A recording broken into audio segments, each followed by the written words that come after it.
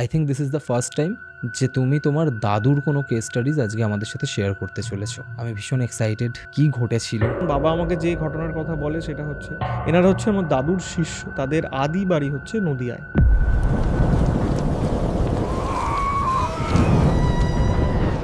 দাদু কিন্তু বলে দিয়েছিলেন যে কোনো মতে যেন লিটলি কিছু না হয়, কিন্তু কাশীবাবুর যে ভাই তিনি ওই কথাটা মানেননি। তারপর থেকে ওদের বাড়িতে নানান রকমের সমস্যা কিন্তু হতে শুরু করে।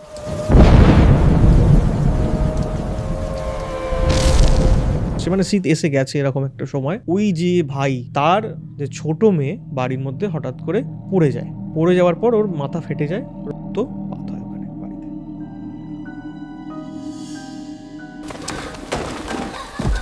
বলে যে আমাদের বাড়িতে চারিদিক করে কেউ যেন একটা ঘুরছে, কিছু বলার কেউ চেষ্টা করছে, আর চলার আওয়াজটা ঠিক খড়মের আওয়াজ, খট খট খট।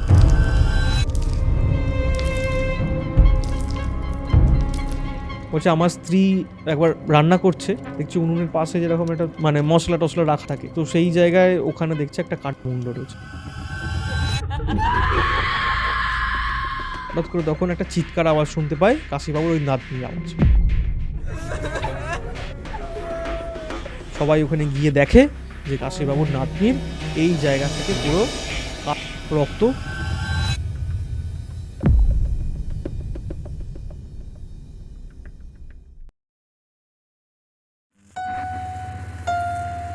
গল্পওয়ালা, the real paranormal experience.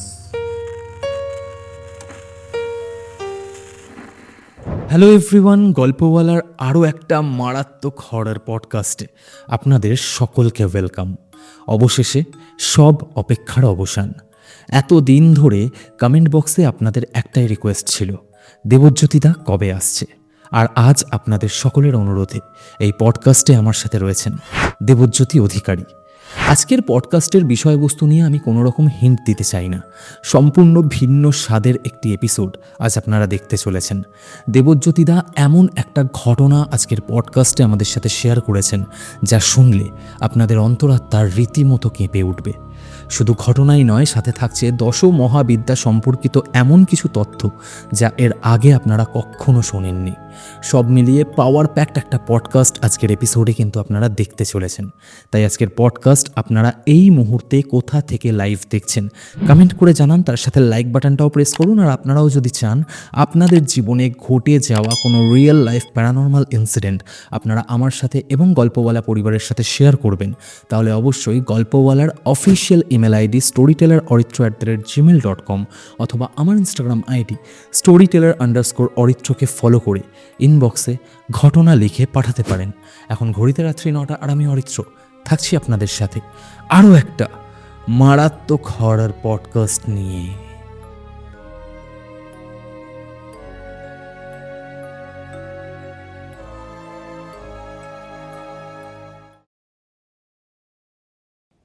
Finally Debjyoti Adhikari on Golpowala. Welcome back. কেমন আছো? খুব ভালো আছি, তুমি কেমন আছো বলো? আমিও ভীষণ ভালো আছি। জয় মা সবুজকালী। জয় মা সবুজকালী। তো আজকের এপিসোড নিয়ে আমি যতটা এক্সাইটেড তার থেকে অনেক বেশি এক্সাইটেড গল্পওয়ালা পরিবারের শ্রোতা বন্ধুরা। কারণ আমি তোমাকে দেখিয়ে দিতে পারি, গতকাল রাতেও এরকম 3 থেকে 4টে মেসেজের আমি রিপ্লাই করেছি যে দাদা দেবজ্যোতি দাকে কবে নিয়ে আসছো, বাট আমি কাউকেই বলিনি কবে নিয়ে আসছি, কারণ এক্সাইটমেন্টটা সেখানে নষ্ট হয়ে যায়।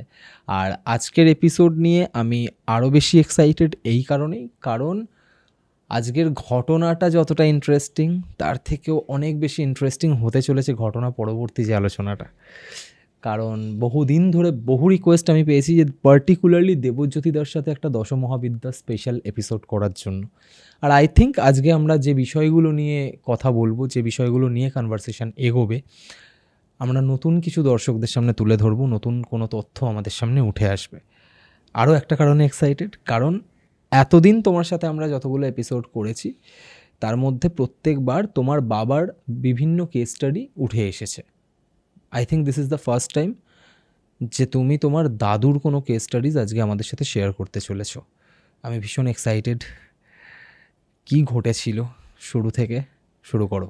যখন তোমার সঙ্গে আমার আলোচনা হচ্ছিল যে দশমহাবিদ্যার কোনো দেবীকে নিয়ে আমরা আলোচনা করব বা দশমহাবিদ্যা নিয়ে, এবং দশমহাবিদ্যা নিয়ে তো একটা এপিসোড করতে গেলে সেখানে আর ঘটনা বলা হবে না, সেখানে সামগ্রিক আলোচনাটা দশমহাবিদ্যা নিয়ে করতে আর হবে, একটা এপিসোডে পসিবলও নয়। সম্ভবও নয়। তো সেই জায়গায় আমরা ঠিক করলাম যে আমরা এক একটা দেবীকে নিয়ে মাঝে মধ্যে আলোচনা করব দশমহাবিদ্যার।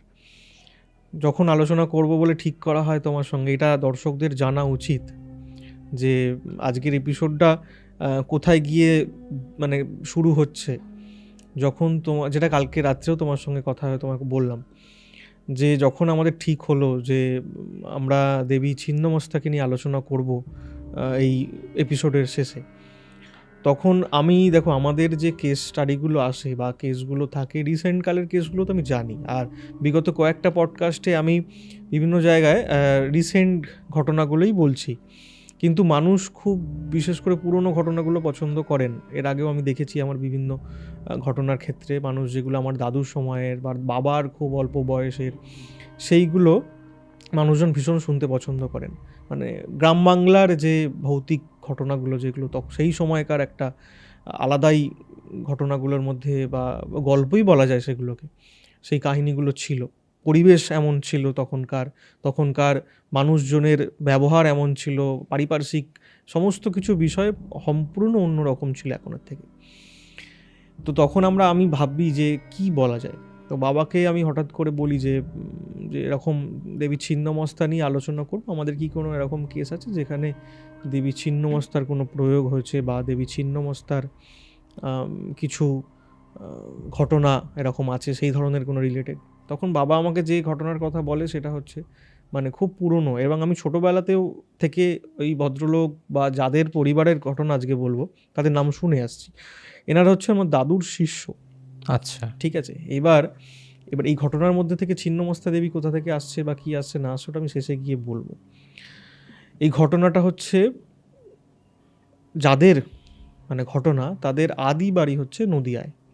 ওকে, তাদের আদি বাড়ি নদিয়ায়, কিন্তু ওনারা লাস্ট 3 পুরুষ, অর্থাৎ যে ভদ্রলোক দাদুর শিষ্য, ওনার বাবা মধ্যপ্রদেশের একটি বিশেষ জায়গায়, বান্ধবগড় সংলগ্ন একটা জায়গায়, ওখানে উনি চাকরি করতেন এবং সেই সূত্র ধরে ওনারা ওখানে থাকতেন। এই যিনি কাশীবাবু আর কি, বাবা মানে দাদুর যিনি শিষ্য, আমি অরিজিনাল নামটা বললাম না, কাশীবাবু ওটা প্রতীকী নাম আমি দিলাম। তো এই কাশীবাবুর যে আদি বাড়ি সেটা হচ্ছে নদিয়ায়, এবং ওনারা মাঝে মধ্যে এই নদিয়ার বাড়িতে আসতেন এবং বিভিন্ন সময় বিভিন্ন জায়গায় আত্মীয় স্বজনের বাড়িতে ঘুরে বেড়াতেন। তো সেই সময় আমাদের ওখানেই পাশের গ্রামেই ওই কাশীবাবুর আত্মীয়ের বাড়িতে ওনারা এসেছিলেন। সেই সূত্র ধরেই দাদুর কথা সন্ধান পায়। দাদু সেই সময় আমাদের, এখন তো সোশ্যাল মিডিয়ার জন্য সবুজ কালিমা খুব চারিদিকে প্রসিদ্ধ বা বিখ্যাত হয়েছে বা মানুষজন শুনেছে নাম, বা এই পডকাস্ট বলো বা সোশ্যাল মিডিয়ায় বলা যেতে পারে, কিন্তু সেই সময় তো এইসব বিষয়গুলো ছিল না। তখন লোকমুখে প্রচার যেটাকে বলে, লোকের মুখে মুখে যেটা ছিল, সেই সময় দাদু খুব মানে আমাদের এলাকার খুব একজন মানে কি বলবো নামকরা ব্যক্তিত্ব, নামকরা পণ্ডিত ছিলেন। এবং ওনার যে সাধনার ইতিহাস বা সাধনা উনি কীভাবে করেছেন, ওনাকে সবাই খুব পছন্দ করতেন এবং ভালোবাসতেন। এবারে সেইটা তৎকালীন সময় গ্রামের দিকে কি হতো যে গা ঝাড়া, ঝাড়ফুঁক এইসবগুলো খুব প্রচলন ছিল। তো মানুষজন বিভিন্ন কারণে, গ্রামের লোকজন সেসবের কারণে আসতো, আর বিভিন্ন তন্ত্রের ক্রিয়া তো সেই সমস্ত কিছু হতোই। তো ওই রকমই আত্মীয়র বাড়িতে এসে ওই কাশীবাবু দাদুর কথা শোনেন, তখন বলেন যে এরকম আমাকে নিয়ে যাবেন ওনার কাছে, একটু সাক্ষাৎ করতে যাব বলে উনি ওখানে আমাদের বাড়িতে আসেন, সবুজ কালী মায়ের কাছে আসেন। তো দাদুর সঙ্গে কথাবার্তা হয়, সাক্ষাৎ হয়। তার পরবর্তীকালে মানে ওনারা যখনই মানে বছরে ওনারা একবার করে আসতেন এখানে মধ্যপ্রদেশ থেকে, যখনই ওরা এখানে আসতো, আর অর্থাৎ গ্রামের বাড়িতে ওদের নদিয়া আসতো, তখন দাদুর সঙ্গে দেখা করতে কিন্তু কাশীবাবু আসতেন। এরকম করে আস্তে আস্তে আস্তে আস্তে দাদুর প্রতি খুবই তারা মানে কি বলো মানে একদম খুব ক্লোজ হতে শুরু করে, ভীষণ। হওয়ার পর ইচ্ছা প্রকাশ করে যে আপনার কাছে আমি দীক্ষা নিতে চাই, আমাকে যদি আপনি দীক্ষা দেন। তখন দাদু আস্তে আস্তে আবার দীক্ষা হয়েছিল ওনাদের, মাঝখানের ঘটনাগুলো তো অত ডিটেলসে জানার প্রয়োজনও নেই। ওনার দীক্ষা হয়, দীক্ষা হওয়ার পর উনি ফিরে যান, আবার যা যা ক্রিয়া, দীক্ষার ক্রিয়াকর্ম সেগুলো উনি করতে থাকেন। তো এমন অবস্থায় ওনার ইচ্ছা হয় বাড়ির মধ্যে যে আমি তো দীক্ষার পর যা যা ক্রিয়া বা জপ তপ এসব তো করছি, বাড়িতে একবার করে মায়ের পূজা করলে কেমন হয়। তো একবার ওনারা এসে প্রথমে দাদুকে চিঠি লিখেছিলেন। ওনারা চিঠিতে এরকম জানিয়েছিলেন যে বাবা আপনি যদি অনুমতি দেন তাহলে আমার বাড়িতে যদি এরকম মায়ের উপাসনা বা মায়ের পুজো করতে পারি তাহলে কেমন হয়। তখন দাদু বলেন যে ঠিক আছে, তোমরা করতে পারো। চিঠির উত্তর দেয়, বলে ঠিক আছে, আমরা যখন যাব তাহলে এই বিষয়ে আপনার সঙ্গে সবিস্তারে আলোচনা করে নেব। তো ওনারা আসেন, যখন এসে দাদুর সঙ্গে পরামর্শ করেন যে মায়ের পূজা করা হবে। এরকম ঠিক হয় যে দীপান্বিতা কালী পুজোর তিথিতে ওনারা ওই বাড়িতে ওখানে মায়ের পূজা করবেন। দীপান্বিতা অমাবস্যা। অবশ্যই বলে সেই বছর দাদুকে নিয়ে যেতে হবে, দাদুই পুজো করতে যাবেন। দাদু বলেন যে আমি যাব না, তোমরা ওখানকার কোনো ব্যক্তিকে দিয়ে তোমরা পুজো পাঠ করাও, আমার এখান থেকে যাওয়া মানে খুব সমস্যার ব্যাপার। আর তৎকালীন সময়ে তো যোগাযোগ ব্যবস্থা বলো সব কিছু দিক থেকেই মানে সমস্যার জায়গা ছিল, এবং সাংসারিক অর্থনৈতিক সব দিক থেকেই একটা বাধ্যবাধকতা সেই সময় আরও বেশি করেছিল।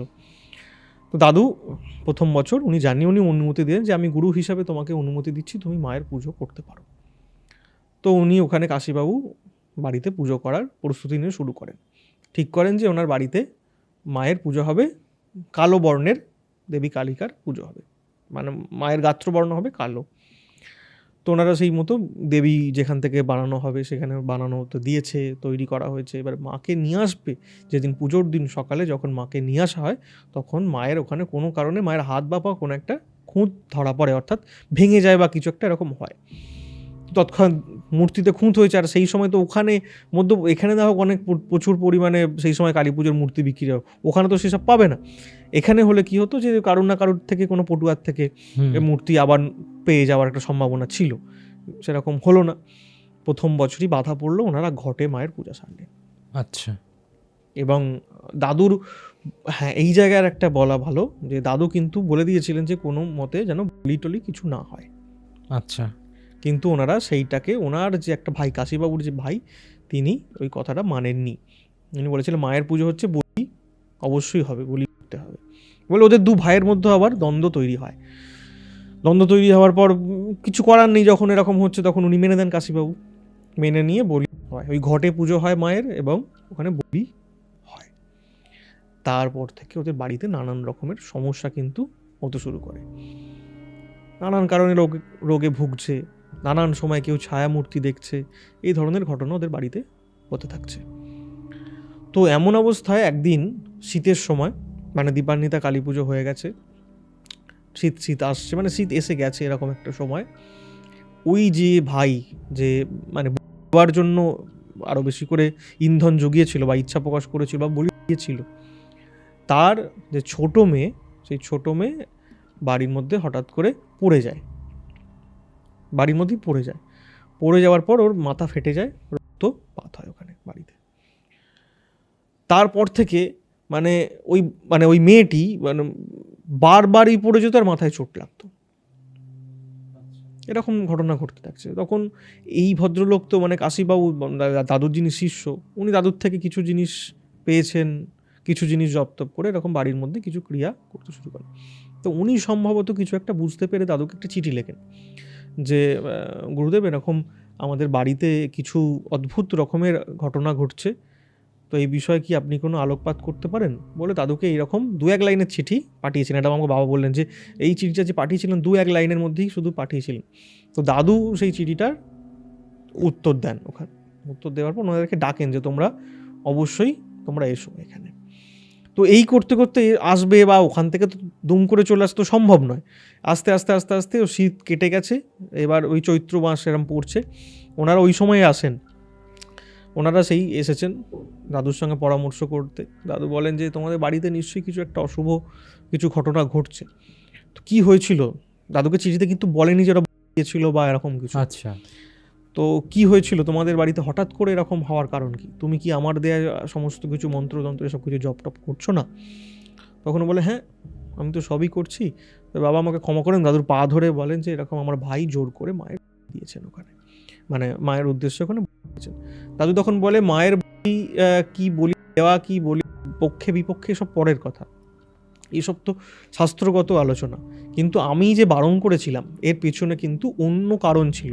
কারণ তোমাদের বংশে বা তোমাদের ওই তোমরা যেখানে থাকবে, তোমাদের যে ভিটে, সেখানে রক্তপাত বা কোনো প্রাণী হত্যা বা তার যে কোনো কিছুভাবে রক্তপাত হওয়া কিন্তু হলে তোমাদের বাড়িতে কিন্তু বিপর্যয় নেমে আসতে পারে, এই আঁচ আমার কাছে ছিল, সেই কারণেই কিন্তু আমি বন্ধ করতে বলেছিলাম, মানে বলতে বারণ করা হচ্ছিল। তখন এরা বলে যে বাবা তো ভুল হয়ে গেছে, এখন কি করা যাবে? বলো কিছু তো করার নেই এখন। দাদু তখন ওনাদেরকে কিছু ব্যবস্থা কিছু একটা করেন, তার পরক্ষণে কিছুদিন ঠিক থাকে। তখন এবার মা কালীর যে মূর্তিটা ভেঙে গেছে বা মূর্তি এরকমভাবে পুজো হলো না, সেই বিষয়ে দাদুর সঙ্গে আলোচনা করেন যে যখন এরকম হচ্ছে তাহলে তোমরা পরের বারে দেখো আবার মায়ের মূর্তি এনে। তো পরের বছর আবার দীপান্বিতা কালী পুজোর সময় সেম আবার মায়ের ওই মূর্তি, কালো রঙের মূর্তি মা নিয়ে আসে। আবার সেই একইভাবে মায়ের মূর্তি কোনো না কোনো কারণে কোথায় না হাত থেকে পড়ে যায়, যে কোনো একটা কিছু হয়, মানে নামানোর সময় পড়ে গিয়ে ভেঙে যায় বা ভাঙা ছিল এরকম একটা কিছু হয়, মূর্তিতে দ্বিতীয়বারও খুঁত বেরোয়। ঠিক আছে, দ্বিতীয়বারও খুঁড়তে, দ্বিতীয়বারও সেই ঘটে পুজো হয়। ওকে, এবার তারপর থেকে বছর বছর মানে যত সময় বেরোচ্ছে ওদের বাড়ির মধ্যে, এবছরের বলতে যায়নি এরা, যেহেতু দাদু বারণ করে দিয়েছিল এবং ওই কথা বলেছেন, তখন কিন্তু এর ভাইকে জোর করে বাধা দিয়ে পুরোপুরিভাবে বলি করে দিয়েছে। কিন্তু এদের বাড়িতে আস্তে আস্তে যেটা শুরু হলো সেটা হচ্ছে আরও বেশি করে এই ধরনের ছায়া মূর্তি দেখার একটা কি প্রবণতা। ছায়া মূর্তি দেখতো? ছায়া মানে জাস্ট একটা শ্যাডো কোথা থেকে কে বেরিয়ে যাচ্ছে, সবাই এটা দেখতে শুরু করতো। আচ্ছা, ধরো কেউ বসে আছে, পিছন দিক দিয়ে কোনো একটা শ্যাডো চলে গেল, বা কেউ মানে যাচ্ছে মনে হচ্ছে না কেউ আগেই টপকে চলে গেল একটা শ্যাডো, এরকম বাড়ির মধ্যে ওরা বুঝতে পারতো। এরকম হতো, প্রায় হতো, মানে কেউ একজনের উপস্থিতি ওরা টের পেত বাড়ির আচ্ছা। মধ্যে ওখানে। তো সেই বছরও মায়ের তো পুজো হলো না, মানে ঘটে পুজো হলো। পরের বছর আবার এরকম মূর্তি। তখন দাদু ওনাকে বললেন যে তোমরা যেহেতু দুবারই কালো মূর্তি, মায়ের কালো রঙের বর্ণের মূর্তি, কৃষ্ণবর্ণা মায়ের মূর্তি পূজা করছিলে, তোমরা এবার নীল বর্ণের মায়ের পুজো করো। আচ্ছা, ঠিক আছে, শান্তিকালী রূপে মাকে পূজা করো। তো সেই মতো ওরা আবার শান্তিকালী নীল বর্ণের যেটা, সেই বর্ণের মায়ের পূজা শুরু করে। সেই মাকেও আবার এরকম কিছু ভাঙা বা এরকম কিছু খুঁত ধরা পড়ে মায়ের, হয় আঙুল ভাঙা ছিল না এরকম কিছু ছিল নীল বর্ণের মূর্তিতে। সেই বছর মানে পরপর 3 বছর, মানে বুঝতে পারছো কোন জায়গায়। 4 নম্বর বছর ওরা পুজো কিন্তু বন্ধ করেনি, ওরা পুজো কিন্তু যেহেতু চড়তে হয় পরপর, দাদু বলেছিলেন যে পুজো তোমরা কোনো ঘটে পুজো করলেও তেমন কিছু অসুবিধে নেই। তখন এরা ভালো করে দাদুর সঙ্গে আলোচনা করে দাদু তখন বিধান দেন যে তোমরা যে এত রকম সমস্যার মধ্যে পড়ছো, কালো বর্ণের মায়ের পুজো হলো সেটাও হলো না, নীল বর্ণের সেটাও হলো না, তোমরা এক কাজ করো, তোমরা সাদা বর্ণের মায়ের পূজা করো। সাদা বর্ণের? সাদা বর্ণের মায়ের পূজা করো। আচ্ছা, তো ওরা বলে সাদা বর্ণের মায়ের পুজো করবো, কোনো অসুবিধা হবে না? বলো না, এটা করে দেখো, আমি নির্দেশ পেয়েছি এরকম বর্ণের পুজো করো, তোমাদের কিচ্ছু অসুবিধা হবে না। তখন ওরা সাদা বর্ণের মায়ের পুজো, তখন এরা বলে যে তাহলে তো বাবা আপনাকে যেতে হবে পূজা করতে, কারণ হচ্ছে এত বিপর্যয় আমাদের পরিবারের মধ্যে হচ্ছে, বিভিন্ন সময় অসুস্থতা নেমে আসছে, বিভিন্ন রকম সমস্যা হচ্ছে, তাহলে আপনাকে যেতে হবে পূজা করতে। ঠিক আছে, আমি যাবো। দাদু ওই চতুর্থবারের ওই সাদা বর্ণের দেবী পুজো ওখানে করতে চান।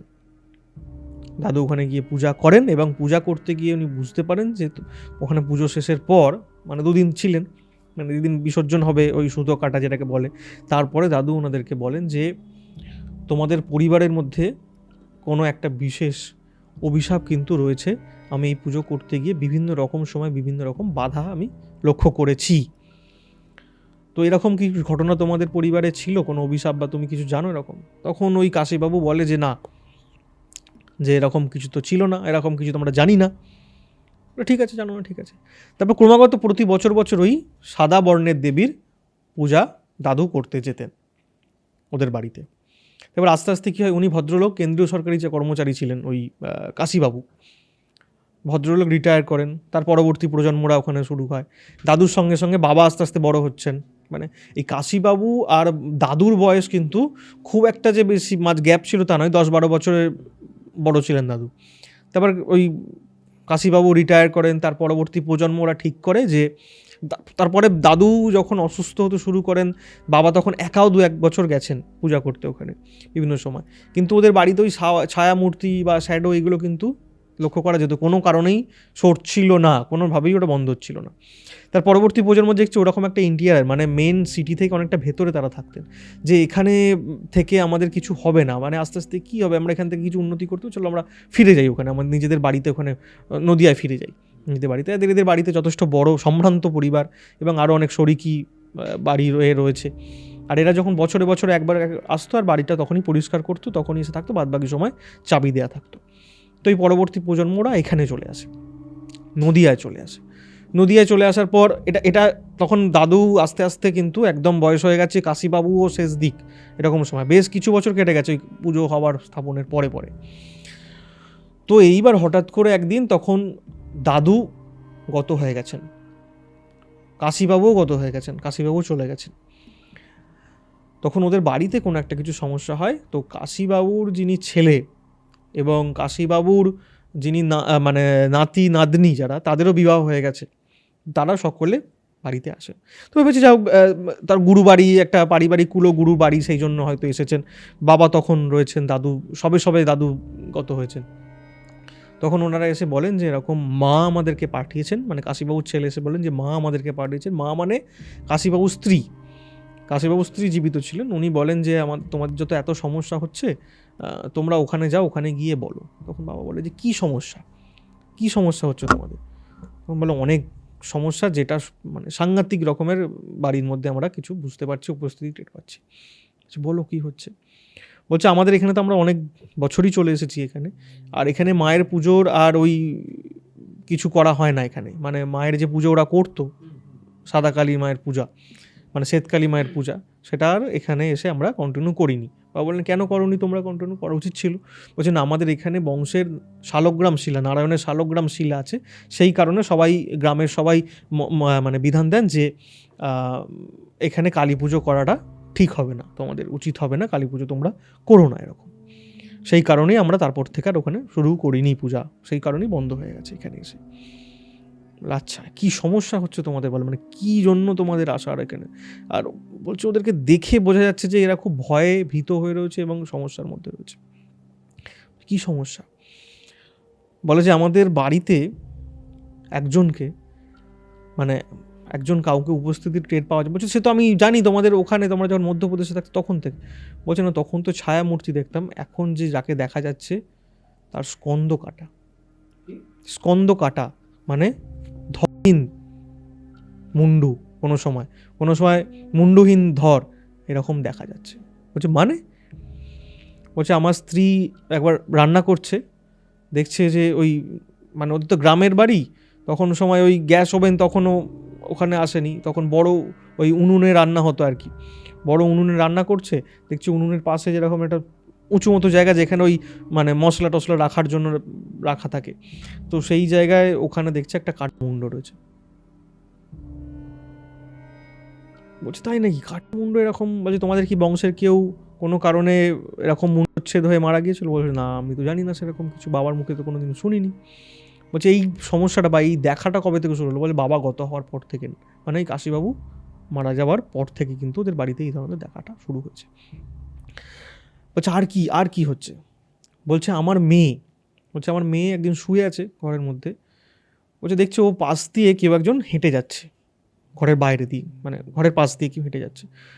কে? বলে বাইরে বেরিয়েছে। বলছে বাড়িতে কেউ ছিল না সেদিন, বাইরে বেরিয়ে দেখছে যে তার মুন্ডু নেই, যে হেঁটে যাচ্ছে তার মুন্ডু নেই। সেটা দেখে ওখানে সেন্সলেস হয়ে গেছে, পুরোপুরি অজ্ঞান। তাকে আবার চিকিৎসা করানো হয়, সুস্থ করা হয়। বলছে এরকম সবাই, বাবা বলেন যে তোমরা সবাই দেখতে পাচ্ছ? বলছে হ্যাঁ, সবাই দেখা যাচ্ছে বাড়ির মধ্যে। বাড়ির মধ্যে এরকম হওয়ার কারণটা কি, যে একজন মুন্ডু কাটা কাউকে দেখতে পাওয়া যাবে বা এরকম কিছু ভাবে? বাড়ির মধ্যে তো এরকম দেখতে পাওয়া ঠিক নয়, এগুলো তো কোনো কারণে, কি কারণ হচ্ছে? বাবা বলছে আমিও কিন্তু বুঝে উঠতে পারছিলাম না যে কী করা যায় বা কী করবো এই বিষয়টাতে, কী বলবো, এরকম বাড়ির মধ্যে এরকম তো অদ্ভুত, আর ওরা কিছু বলতেও পারছে না। বলছে ঠিক আছে, তোমরা করো, আমি একটা বিশেষ জিনিস দিচ্ছি, তোমরা এটাকে নিয়ে যাও, দেখো এখানে কিছু ঠিক হয় কি না। ওরা নিয়ে যাওয়ার পর তার মাসখানেক পর ওরা আবার আসে। আচ্ছা, ঠিক আছে, আবার আসে, যে বলে না কোনো রকমভাবে কিছু হচ্ছে না, উল্টে আরও বেড়েছে, আরও ভয়ঙ্কর রকম ঘটনা ঘটছে। বলে কী ভয়ঙ্কর রকমের ঘটনা? বলছে আমার স্ত্রী, বলছে আপনার স্ত্রী খালি বেশি দেখছে কেন, আপনারা কেউ দেখেন? বলছে আমিও দেখেছি, আমার স্ত্রী দেখেছে।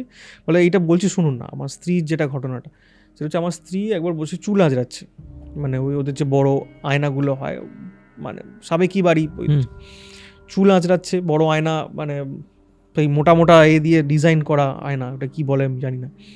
তো তো ওই আয়নায় বসে চুল আঁচড়াচ্ছে, বলছে ও পরিষ্কার পিছন দিক থেকে দেখতে পাচ্ছে যে আয়নাতে রিফ্লেক্ট করছে যে পিছনে কেউ একজন খোলা চুল, কোনো খুব অল্প বয়সের একটা মেয়ে, খোলা চুল, তার এই অংশের প্রত্যেক আর নেই, ওর দিকে তাকিয়ে হাসছে। মানে ও এরভাবে আয়নার দিকে তাকিয়ে আছে, এইভাবে আয়না দেখতে পাচ্ছে ওর পিছন দিকে রয়েছে যার পুরো শুধু মুন্ডটা, বডি নেই। কি ভয়ানক সিচুয়েশন, বুঝতে পারছো? সে তো সাংঘাতিক অবস্থা তার, মানে অজ্ঞান হয়ে গেছে, তাকে আবার চিকিৎসা করে সে তার বাড়িতে থাকবে না, কান্নাকাটি করছে, এরকম ঘটনা করছে বাড়ির মধ্যে। এরকম কারোর বাড়িতে যদি এরকম দেখা যায় তার যে কী পরিস্থিতি হয় স্বাভাবিক, মানে আমরা কল্পনা করেও সেটাকে বোঝে ওটা মুশকিল। এরকম বলছে বাবা। বলছে প্রথম দিকটায় আমার মনে হচ্ছিল যে এরা কি কোনো কারণে ভুল দেখছে, তারপর যখন বলছে সবাই দেখছে, বাড়ির মধ্যে যারা যারা রয়েছে সবাই দেখছে, তখনও কিন্তু আমার সন্দেহ হয় যে না, ঠিক আছে চলো কিছু একটা তো ব্যাপার আছে। তখন বাবা বলে তুমি কি দেখেছো? কাশীবাবুর যে ছেলে, ওনাকে বলে যে তুমি কি দেখেছো বলো। এবার কাশীবাবুর যে ছেলে বাবার বয়সী, সমবয়সী, ওরাও যখন পুজো করতে যেত বাবা মধ্যপ্রদেশের বাড়িতে বা দাদুর সঙ্গে ছোটোবেলায়, তখনও কিন্তু একইভাবে ওরা খেলা টেলা করতো একসঙ্গে, ভালো রকম সখ্যতা রয়েছে। বলে তুমি কি দেখেছো বলো।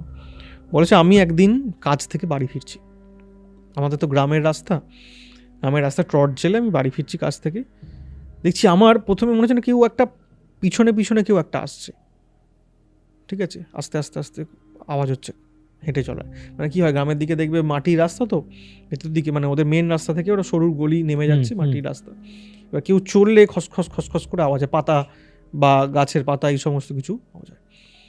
এবার তখন গাছের পাতা এরকম আওয়াজ হয়, মনে হচ্ছে না কেউ আসছে পিছনে। বললাম আমি টর্চটা মেরে পিছন দিকে করলাম যে দেখি কেউ নেই, কেউ আসছে। বলছি পিছন দিকে দেখলাম দ্বিতীয়বার আবার একবার এরকম এগিয়ে যাচ্ছি, এগিয়ে মনে হচ্ছে কেউ একজন পেছনে আসছে, টর্চ মারছি, কেউ নেই। দ্বিতীয়বার যখন হয়েছে তখন যখন পিছনে দেখেছি যে কেউ নেই, তারপরে যখন সামনে আমি এবার বেরিয়ে আসবো, সামনে দিয়ে দেখাচ্ছি, বলছে আমি স্পষ্ট দেখছি টর্চের আলোর সামনে কেউ একজন হেঁটে যাচ্ছে, যার ওপরের অংশ নেই, মুন্ডু নেই, মানে স্কন্দ কাটা একদম, গলা কেউ একজন হেঁটে যাচ্ছে। বলছে আমার তো তখন মানে মনে হচ্ছে না আমি পায়ের তলা থেকে মাটিটা সরে যাচ্ছে, এরকম পরিষ্কার। আমি কাউকে ডাকবো যে গলা চেপে আসছে, মনে হচ্ছে না আমি মানে কথা বলতে পারছি না, এরকমভাবে আমি চেঁচাতেও পারছি না, এমন অবস্থা। বলছে আমি ওই জায়গায় দাঁড়িয়ে আছি আর হাত পা কাঁপছে আমার, দেখছি ওই মানে মানে মূর্তিটা যেটা গলা যে মূর্তিটা সেটা মহিলার কোনো একটা, আচ্ছা, কোনো মহিলা, দেখে বোঝা যাচ্ছে কোনো মহিলা, ঠিক আছে, শাড়ি বা এরকমের জাতীয় মহিলার মূর্তি বুঝতে পারে। তারপর দেখি সে আমার দিকে এগিয়ে আসছে। ওকে। বলছি তখন আমি পেছন দিকে ছুটে গিয়ে আমাদের পাড়ার যে দোকান যেখানে আছে সেখানে গিয়ে পড়ে যাই, ওখানে ওরা সব জল টল দেয় আমাকে যে কী হয়েছে এরকম ব্যাপার। বলছি ওদেরকে তো বলতে পারছি না আমি যে আমি কী দেখেছি এরকম। তখন বলে আমাকে বাড়িতে এসো, আমার শরীরটা খারাপ লাগছে, বাড়িতে এসো। বললেও বাড়িতে আমি আসি। বলছে এইরকম পরিস্থিতি হচ্ছে আমাদের বাড়িতে, কি করা যায় আমি, মানে তুমি চলো আমাদের বাড়িতে। তখন মানে বাবাকে উনি বলেন যে তুমি চলো। বাবা তখন এই ধরনের কেস, এই স্কন্দ কাটা বা এই ধরনের ব্যাপারগুলো তখন অতটাও জানতেন, মানে দাদু সেই সবে সেই সময় গত হয়েছেন, বাবা তখন যথেষ্ট ইয়ং, ঠিক আছে, আমিও তখন হইনি। বাবা তখন বলেন যে ঠিক আছে আমি যাব আমাদের সময়। বাবা ওখানে যান, গিয়ে ওদের বাড়ি টাড়ি সমস্ত কিছু গিয়ে দেখেন, দেখার পর ওখানে বাবা ওই ওদের বাড়িতে দাঁড়িয়েই মাথা ঘুরে ওর অজ্ঞান হয়ে যান। কেন? কোনো কারণ ছাড়াই অজ্ঞান হয়ে যান, মানে কথা বলতে বলতে উনি অজ্ঞান হয়ে যান, সেন্সলেস হয়ে যান, পুরো মাথা ঘুরে যায়। আচ্ছা, মানে ওখানকার যে নেগেটিভিটি জায়গাটা তৈরি হয়েছিল, এতটাই পাওয়ারফুল জায়গা, সেটা ওখানে বাবাকেও ওই সিচুয়েশানে ওকে মানে পুরো টলিয়ে দেয়। তখন যাদের বাড়িতে উনি গেছেন তারা তো আরও বেশি চিন্তায় যে তো মুশকিলের ব্যাপার, যে পারবে, নিজেই আসে অজ্ঞান হয়ে যাচ্ছে, এরকম একটা মন্তব্য বিভিন্ন সময় তাকে আসতে শুরু করে। তখন বাবা ফিরে আসে, বলে ঠিক আছে তোমরা একদিন এসো, আমি এই বিষয় নিয়ে আলোচনা হবো, আমি যা হওয়ার কি হচ্ছে না হচ্ছে আমি বুঝতে পেরেছি। তখন ওরা বাড়িতে আসে, আমাদের বাড়িতে আসে। তখন এসে বলে যে কি করা যাবে, তুমি এরকমভাবে তো বেশি দিন তো এরকমভাবে রাখা যাবে না, কিছু তো করতে হবে, তুমি এরকম গেলে তাহলে কী করবে, তুমি কি তোমার গুরুদেবের সঙ্গে আলোচনা করবে? তখন বাবার যিনি গুরুদেব ছিলেন, বাবার গুরুদেব মনে হচ্ছে স্বামী বোধানন্দ পুরী, তোমাকে তারাপীঠের এপিসোড বলতে গিয়ে এনার পরিচয় আমি বলেছিলাম, উনি হচ্ছেন স্বয়ং সাধক বামাখ্যাপার পরম শিষ্য, মানে হচ্ছে সাধক বামাখ্যাপা, তার শিষ্য হচ্ছেন মহাত্মা মণিমোহন গোস্বামী, বসিরহাটের তারাখ্যাপা যিনি, আর এই বসিরহাটের তারাখ্যাপার শিষ্য হচ্ছেন এই বোধানন্দপুরী, আর এই বোধানন্দপুরীর শিষ্য হচ্ছেন বাবা। তখন দাদু গত হয়েছেন, ওই গুরুদাদু অর্থাৎ বাবার গুরুদেব, উনি তখন জীবিত রয়েছেন শেষ সময়। আস্তে মানে উনিও এবার আস্তে আস্তে মানে, আর অ্যাকচুয়ালি উনি মানে দেহ রাখতেন না, বা ওনার মানে অত তাড়াতাড়ি উনি চলে যেতেন না। উনি তো শ্মশানচারী ছিলেন, শ্মশানে ছিলেন, তো উনি গৃহত্যাগী ছিলেন, এবং ওনার পরিবার থেকে বহু সময়, মানে এটা মানে টপিকের বাইরে যাচ্ছি, মাঝখানে বলে নেওয়া ভালো এই টপিকটা, যে উনি কিন্তু সংসার থেকে বহুদিন ত্যাগ ছিলেন, ওর বাড়ির লোকেরা খোঁজাখুঁজি করছিল। তো দাদু মানে গুরুদাদু অসুস্থ হয়ে পড়েন। এই অসুস্থ হয়ে পড়াতে বাবাই খবর দিয়েছিলেন ওনার বাড়িতে যে তোমরা এসো, তোমার মানে বাবা এরকম অসুস্থ হয়ে পড়েছেন, হঠাৎ করে ওনাকে ভর্তি করা হয় হসপিটালে। তো ওনার বাড়ির লোক বাড়ি থেকে আসে, সবাই তার মেয়ে নাতি নাতজামাই সবাই এসে ওই বাবার গুরুদেবকে বোধানন্দপুরীকে বাড়িতে নিয়ে চলে যান। তারপরে উনি বাড়িতেই আস্তে আস্তে, যারা একটা শ্মশানচারী মানুষ ওই জায়গা থেকে সাধনা করতে পারছেন না, ওনার বস্ত্র ত্যাগ হয়ে গেছে, আস্তে আস্তে উনি দেহ রাখেন। তো এই সিচুয়েশনটার হওয়ার ঠিক আগে আগে তখন বলেন যে তুমি কি তোমার গুরুদেবের সঙ্গে এই বিষয় নিয়ে আলোচনা করে? বলে নিশ্চয়ই, এই বিষয় নিয়ে তো আলোচনা করতেই হবে, এখন বাবা নেই আমার মাথার উপর, এখন তো উনিই রয়েছেন, ওনার সঙ্গে তো আমার আলোচনা করতেই হবে। তখন বাবা একদিন গুরুদাদু যে শ্মশানে থাকতেন, ওটা কিন্তু আমাদের গ্রামের সংলগ্ন একটি শ্মশান, যে শ্মশানে সবুজকালী মাকে পাওয়া গেছে ওই শ্মশান নয়, এটা একটা অন্য জায়গায় শ্মশান। সেই শ্মশানেতে বাবা যান সকালেই। গুরুদাদু তখনও ওনার যে কুঠির যেটা ছিল, গুরুদাদু কুঠির বন্ধ ছিল, তো উনি দাঁড়িয়ে আছেন। বাবা গাছ থেকে, শ্মশানের যে গাছগুলো রয়েছে সেই গাছ থেকে কিছু ফুল তুলেছেন। বাবা এটা করতেন, বলতেন যে আমি যখনই যেতাম সকালে ওই শ্মশানের গাছ থেকে ফুল টুল সব কিছু তুলে নিয়ে আমি দাঁড়িয়ে থাকতাম। বাবা প্রথম বেরোলেই আমি ওনার পায়ে দিয়ে প্রণাম করতাম। আমি ফুল নিয়ে দাঁড়িয়েই আছি ঘন্টার পর ঘন্টা কাছে, বাবা আর খুলছেন না দরজা। বেশ কিছুক্ষণ পর বলছেন ওনার দরজাটা খুলে গেল, উনি ভেতরে ঢুকেছেন। গুরুদাদু কিন্তু এটা মানে সাংঘাতিক একটা বিষয়, ওনার ওই আসন এখন আমাদের কাছে আছে, বাড়িতে আছে। উনি মাঝে মধ্যে কিন্তু সাধনার যোগ বলে উনি ঊর্ধ্বা আসনে থাকতেন। আচ্ছা, মানে আসন ছেড়ে ঊর্ধ্বে বসে থাকতেন, এতটাই উনি যোগী পাওয়ারফুল। বামাখ্যাপার শিষ্য তারাখ্যাপার ডাইরেক্ট শিষ্য ছিলেন। পাওয়ারই আলাদা ওই সব সাধকদের ছিলেন। বলছে বাবা তখন ঊর্ধ্বা আসনে আছেন, বলে আমি তখন বসে পড়লাম চুপ করে, কোনো কথা বলি না, কেন ওই সময় কথা বলা উচিত নয়। আস্তে আস্তে ওই সিচুয়েশানটা আমি বর্ণনা করছি না, ওই সিচুয়েশানটা বর্ণনা করা খুব মানে ডিফিকাল্ট। বলে বাবা আস্তে আস্তে আবার ফিরে এলেন, ফিরে আসার পর বলেন বলো তোমার কী হয়েছে, কী সমস্যা। আর গুরুদাদু কিন্তু কী কারণে কে ওনার কাছে আসছেন, সে যেই হোক, সাধারণ কোনো ব্যক্তিও যদি ওনার কাছে কিছু কারণ নিয়ে কিছু মনের মধ্যে বলতেন, মানে বলার জন্য যেতেন, উনি কিন্তু সেটা বুঝে যেতেন আগে থেকে, মানে উনি মন পড়তে পারতেন। সেই কিঞ্চিত ক্ষমতা বাবার মধ্যেও আছে, মানে ওই ক্ষমতা কিছুটা হলেও বাবাকে উনি দিয়ে গেছেন। তখন গুরুদাদু বাবাকে বলেন যে কি ওখানে সমস্যা হচ্ছে তোমার বাবার শিষ্যর বাড়িতে? বললো হ্যাঁ বাবা, এই ব্যাপার, আমি ওখানে গিয়েছিলাম, আমি যখনই দাঁড়িয়ে ওদের সঙ্গে কথা বলতে বলতে পাদুকা মন্ত্র জপ করছিলাম, তখনই আমার মাথাটা ঘুরে যায়, আমি ওখানে অজ্ঞান হয়ে পড়ে যাই। তখন গুরুদাদু বাবাকে অনেক কিছু বলেন যে তুমি এই ক্রিয়াগুলো ওখানে গিয়ে করো। দাদু যা যা দেখিয়ে দেন সমস্ত কিছু করে বাবা ওখানে যান। আবার বাবা ওখানে গিয়ে বলেন তোমাদের এখানে একটা ক্রিয়া করব, এই ক্রিয়াটা বাড়ির মধ্যেই করব, তারপর দেখা যাক কী হয় না হয়। বলে ওখানে বিশেষ ক্রিয়াটা করে। এবার ওই যখন বাবা ওইখানে ক্রিয়া করছেন, তখন ওখানে ওই কাশীবাবুর যে ছেলে তার নাতি দু একজন রয়েছে, ওখানে কিন্তু ছিল না একজন, সেটা হচ্ছে কাশীবাবুরই নাতনি আর তার নাতজামাই, মানে কাশীবাবুর ছেলের মেয়ে এবং তার জামাই আর কি, ওরা ওই বাড়ির মধ্যেই থাকতো, বাড়িতেই থাকতো, নাতজামাই ঘরে জামাই থাকতো আর কি। ও আসেনি, ও নেই, ওই নাতনি নেই, ও নেই, সবাই ওখানে রয়েছে। হঠাৎ করে ওই যজ্ঞ চলছে, হোমযজ্ঞ চলছে, হঠাৎ করে তখন একটা চিৎকার আওয়াজ শুনতে পায়, কাশীবাবুর ওই নাতনির আওয়াজ। সবাই ওখানে গিয়ে দেখে যে কাশীবাবুর নাতনির এই জায়গা থেকে পুরো এই জায়গাটা পুরো কাটা, রক্ত ঝরছে। এরকম কি করে হলো? তখন ওর নিজেরই হাতে নিজের রক্তে ভর্তি, মানে ও হয়তো ওই হাত দিয়ে মানে দেখেছে রক্ত, সেন্সলেস হয়ে গেছে রক্ত দেখে আর কি। তখন ওখানে হসপিটালে নিয়ে যাওয়া হয়, নিয়ে যাওয়ার পর মৃত বলে ঘোষণা করে দেয়, ক্রিয়া মাঝপথে বন্ধ হয়ে যায়। এবং ওদের ঘরেতে মানে এই তখনও পর্যন্ত এরা কেউ ঢুকতো না খুব একটা, আর ওরা ঢুকতেও দিত না, সবসময় দরজা বন্ধ করে রাখতো। বাবাও যখন ওই ক্রিয়া থামিয়ে যখন ওই ওদের ঘরের মধ্যে ঢুকেছে, গিয়ে তো দেখে অবাক, মানে দেখে মনেই হচ্ছে কেউ ওখানে তন্ত্র সাধনা বা কিছু একটা সাধনা করতো। যন্ত্র মাকা রয়েছে সেখানে, যথেষ্ট ক্রিয়া করার চিহ্ন রয়েছে, ঠিক আছে, এবং সেখানে বিভিন্ন রকমের খুলি, তন্ত্রক্রিয়া করার জন্য যা যা সামগ্রী, সেগুলো কোনো পূজার জন্য কিন্তু কোনো সামগ্রী নেই, তন্ত্রের ক্রিয়া করার জন্য বিভিন্ন রকমের পুতুল, এই সমস্ত কিন্তু ক্রিয়া করার জন্য ওখানে জিনিসপত্র রয়েছে। এইসব কে করে, এইসব ক্রিয়াকাণ্ড কে সব করে, এরাও তো কেউ জানে না, এটাও তো কেউ জানে না। তো এর একটা সাংঘাতিক মর্মান্তিক ঘটনা ঘটে গেছে। বাবা ওখান থেকে ফিরে চলে আসেন, যে আমি এরকম ব্যর্থ হয়ে গেলাম এই জায়গায়, যে আমি থাকাকালীন এরকম একটা ঘটনা ঘটছে, আটকাতে পারছি না, ক্রিয়াটা সম্পূর্ণ করতে পারলাম না, নিজে একটা ব্যর্থতার মানে জায়গায় একটা গিয়ে অপরাধ বোধ কাজ করছে, যে এরকম আমি, আমার কাছে এরা মানে অসহায় বোধ কাজ করছে। তো দাদুর কাছে যান, মানে গুরু দাদুর কাছে যান, কি বলেন যে বাবা আমি আপনার শিষ্য, বাবা নেই, বাবা চলে গেছেন, বাবা আপনার প্রতি আমাকে আপনার কাছে সঁপে দিয়ে গেছেন, আমি কি সেই যোগ্য নই, আমি কি পারবো না এই জায়গায় করতে?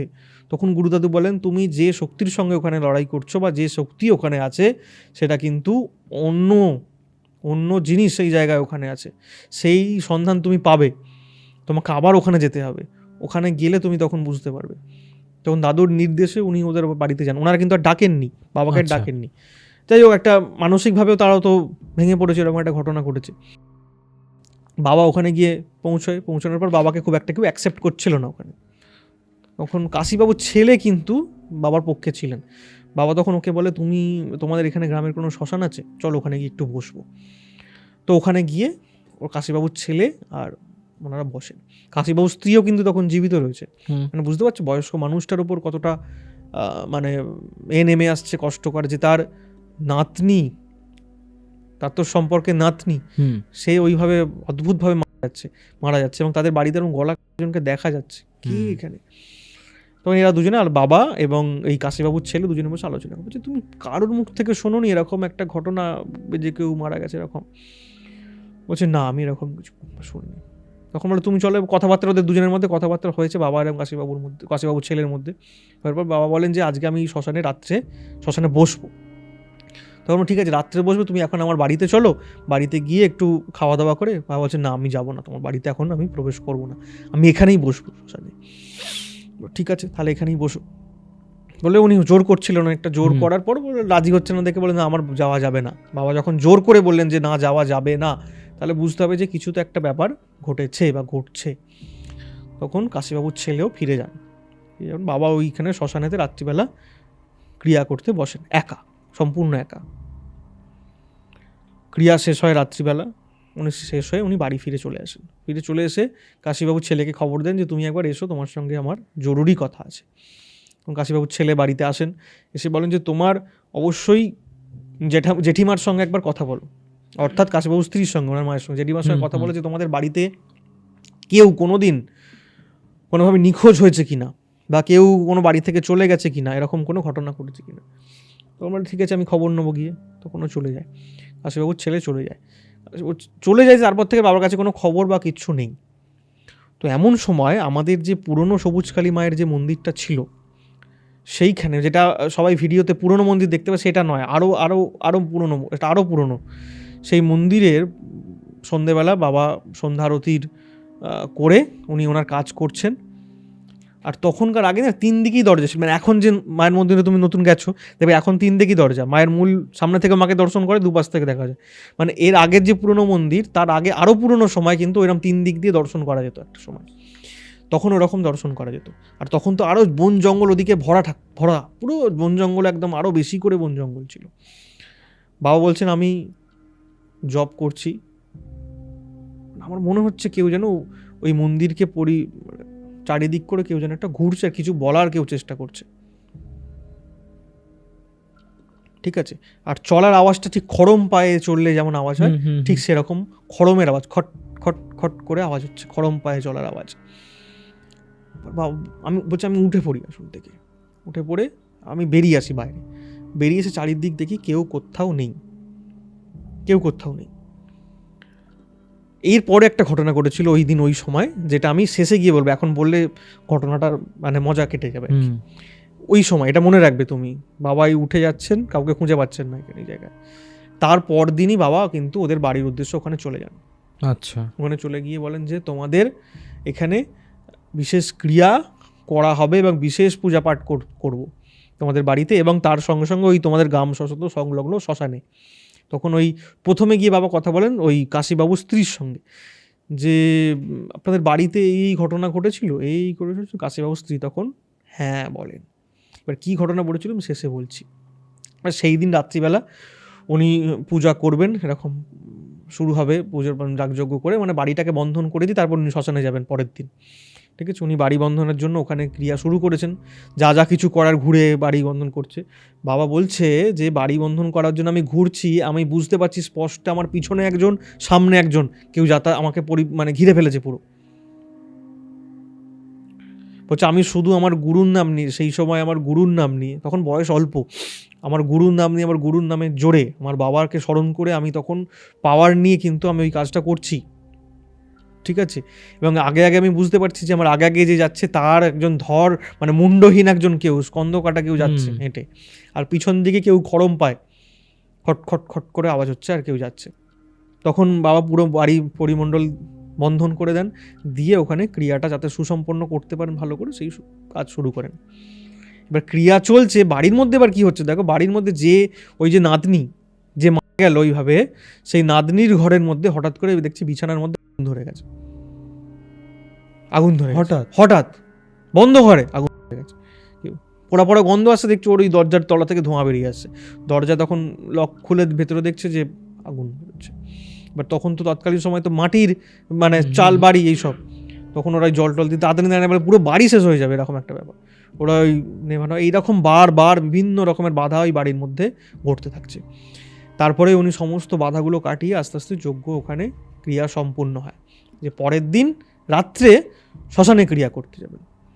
ওকে, শ্মশানে ক্রিয়া করতে যাওয়ার জন্য বলে যে তোমরা, তখন বাবা সকালবেলা ওদের সঙ্গে বসে যে তোমরা এই বাড়ির মধ্যে এখানে তোমরা ওই মধ্যপ্রদেশ থেকে তোমাদের কিছু এনেছিলে কোনো পূজার জন্য কিছু জিনিস বা কোনো কিছু? বললো না, আমরা কিচ্ছু আনিনি, শুধু বাবার সঙ্গে যে জপের মালা ছিল সেই জপের মালা আর একটা ছবি, মানে ওই শ্বেতকালী যেখানে কোনো পুজো হতো সেই শ্বেতকালী মায়ের ছবি, আর একটা দেবী ছিন্নমস্তার ছবি। আচ্ছা, এই ছবিগুলো ওখান থেকে নিয়ে আসা হয়েছিল, ছোটো ছোটো ছবি নিয়ে আসা হয়েছিল, সেগুলো বললো দেখি সেগুলো নিয়ে বাবা শুধুমাত্র দেবী ছিন্নমস্তার ছবিটাকে নেন, নিয়ে বলে আজকে শ্মশানে ক্রিয়া হবে। বললো আপনার সঙ্গে তাহলে কে কে যাবে? বললো কেউ না, আমি একা যাব, আর কেউ যাবে না আমার সঙ্গে ওখানে, তোমরা প্রত্যেকে বাড়িতে থাকবে, কেউ বাড়িতে যদি কেউ ডাকেও তোমরা বাড়ি থেকে বেরোবে না ওই দিন, এখানে বাড়ির মধ্যে থেকে কেউ বেরোবে না। বাবা শ্মশানে চলে যায়, ওদের পাশে মানে গ্রামের পাশেই যে শ্মশানেতে, সেখানে গিয়ে উনি ক্রিয়া শুরু করেন, স্বয়ং দেবী ছিন্নমস্তার ক্রিয়া। আউট অফ নোওয়্যার দেবী ছিন্নমস্তার ক্রিয়া শুরু করেন। কেন শুরু করেন তার বলছি, কেন শুরু করা হয়। এইবার এই কাশীবাবুদের বাড়িতে, এদের বাড়িতে, এবার ওখানে যখন ক্রিয়া হচ্ছে এদের বাড়িতে কি শুরু হচ্ছে দেখো, এদের বাড়িটা আমি বলছি, এবার বাড়িটা ওদের কেমন পরিবেশটা বোঝাই। এদের চারিপাশটায় কেউ লোকজন নেই, এদের বাড়িটা হচ্ছে একটু গ্রাম থেকে শেষের দিকে, আশেপাশে লোকজন নেই, আশেপাশে একটু জঙ্গল মতো মাঠ রয়েছে, তার কিছুটা দূরে মানে 200 মিটার পর থেকে লোকের বাড়ি রয়েছে। এবার এদের যে বাড়িটা চারিদিক ধরে বলছে দুজন পুরো দাপিয়ে বেড়াচ্ছে, মানে কেউ কাউকে মনে হচ্ছে যেন মানে মারার জন্য তারা করছে রাত্রিবেলা এদের মধ্যে। এরা বাড়ির মধ্যে সবাই একসঙ্গে একটা জায়গায় ভয়ে বসে আছে চুপ করে, কান্নার আওয়াজ, আমায় বাঁচাও, আমাকে মেরো না, আমাকে ছেড়ে দাও, এরকম বিভিন্ন রকমের আওয়াজ শুনতে পাচ্ছে, গলার আওয়াজ শুনতে পাচ্ছে বাড়ির, মানে বাড়িতে তারা বাইরের আওয়াজগুলো শুনতে পাচ্ছে, বাড়ির মধ্যে ঢুকতে পারছে না যেহেতু বাড়ি বন্ধন করে দেওয়া আছে, বাইরের আওয়াজগুলো এরকম করে শুনতে পাচ্ছে। এরা তো ভয়ে রীতিমতো, বাচ্চারা ভয় পাচ্ছে এরকমভাবে স্বাভাবিক। এবার এদের মধ্যে যেটা হয়, প্রথমে এই কাশীবাবুর যিনি মানে ছেলে, এই ছেলের যে ওয়াইফ, যে ওই কাটা মুন্ডুটা দেখেছিল, ও হঠাৎ করে অদ্ভুত রকমের আচরণ করতে শুরু করে। আচ্ছা, মানে পজেসড হওয়ার মতো আচরণ শুরু করে, মানে মাথা নাড়াতে থাকে, বলে আমাকে এরকমভাবে মেরে দিয়েছিল, আমাকে মানে করা হয়েছিল, আমাকে হত্যা করা হয়েছিল, আমাকে বলে দিয়েছিল, এইসব কথা, নানান রকমের কথা মাথা নামিয়ে চুলপুল খুলে বলতে থাকে এরকম করে।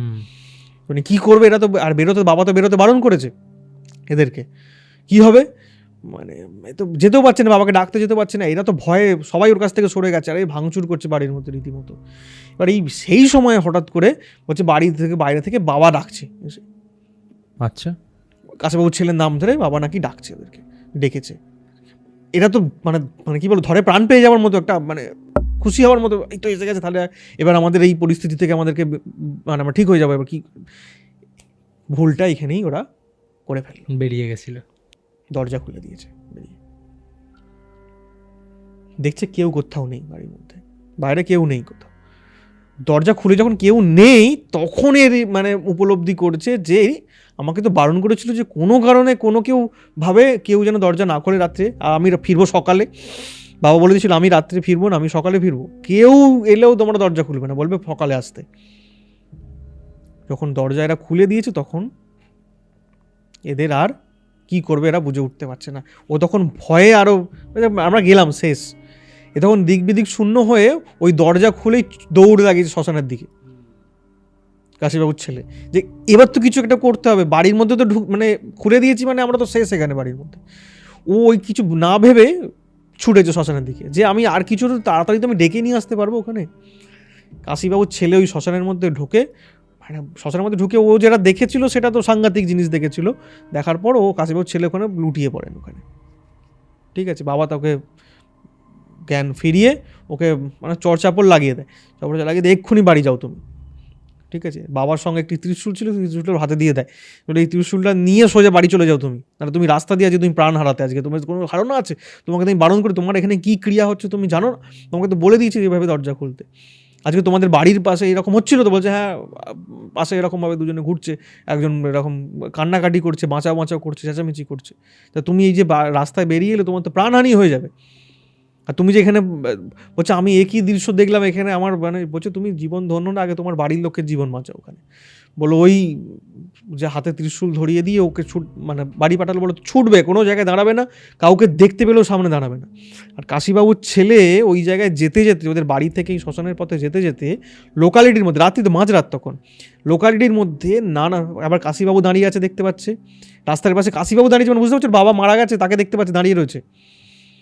বলছে কিছু দূরে একজনকে দেখতে পাচ্ছি যার গলা নেই, মানে মুন্ডু নেই, দূরে দেখতে পাচ্ছি একজন কেউ সাধু সন্ন্যাসী, সে হাতে মানে খড়ম পরে হাতে কমণ্ডল ফমণ্ডল নিয়ে দাঁড়িয়ে আছে, এরকম বিভিন্ন লোককে মৃত ব্যক্তিদের দেখতে দেখতে দেখতে দেখতে যাচ্ছে। বাবা বলে দিয়েছে যেরকমভাবে ও শুধুমাত্র ওই জোরেতে কিছু একটা মানে কি বলবো, একটা ঐশ্বরিক ক্ষমতার জোরে ওই শুধু ওই একটা কিছু একটা জোরে ও ছুটে যাচ্ছিল, আর কিচ্ছু ছিল না। ও বলছে আমি দিক বিদিক মানে আমার কোনো শক্তিই নেই, মনে হচ্ছে আমাকে কেউ ছুটিয়ে নিয়ে যাচ্ছে শুধু। বাড়িতে পৌঁছে যায়, বাড়িতে পৌঁছে দেখে যে বাচ্চাগুলো মানে কান্নায় ভাসাচ্ছে, ভয়ে চোখ মুখ ঠিকরে বেরিয়ে আসার জোগাড়। তখন বলে ও তখন ত্রিশূলটা বাড়ির মাঝখানে, বাবা যেভাবে বলেছিল বাড়ির মাঝখানে ধরে বলো তোমরা সবাই ওখানে বসে থাকবে, দরজা জানলা বন্ধ করে দাও, সব বন্ধ করে দিই। তখন ওরা ওই ত্রিশূল ধরে জিজ্ঞাসা করে যে তো আমি চলে যাবার পর তোমরা কি দেখেছো?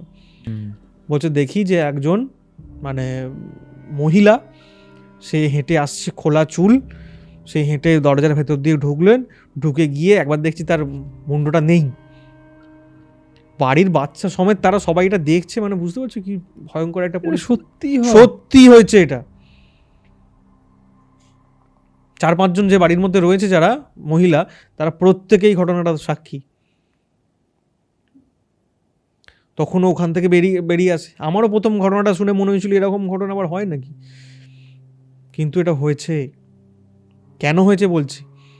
এবার ওখানে বাবা ক্রিয়া সম্পূর্ণ করেন, সম্পূর্ণ করে পরের দিন সকালে ফিরে আসেন, ফিরে এসে পুরো বাড়ি বন্ধন করে, বাড়ি মোচন সমস্ত কিছু যা কিছু করার ক্রিয়া দিয়ে সম্পূর্ণ করে উনি ওনাদের ঠাকুরঘর, সেখানে ওই দেবী ছিন্নমস্তার একটি ছবি যেটা উনি নিয়ে গিয়েছিলেন সেই ছবিটা ওখানে রেখে দিলেন এবং বলেন যে তোমরা ইমিডিয়েট তোমরা এখানে আবার আগামী দীপান্বিতা অমাবস্যা থেকে তোমরা কিন্তু মায়ের পুজো করবে।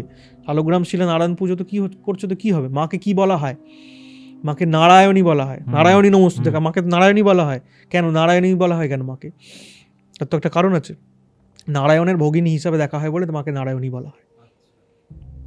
ঠিক আছে, তো মা যেখানে নারায়ণ আছে সেখানে মায়ের পুজো না হওয়ার কি আছে, হতেই পারে।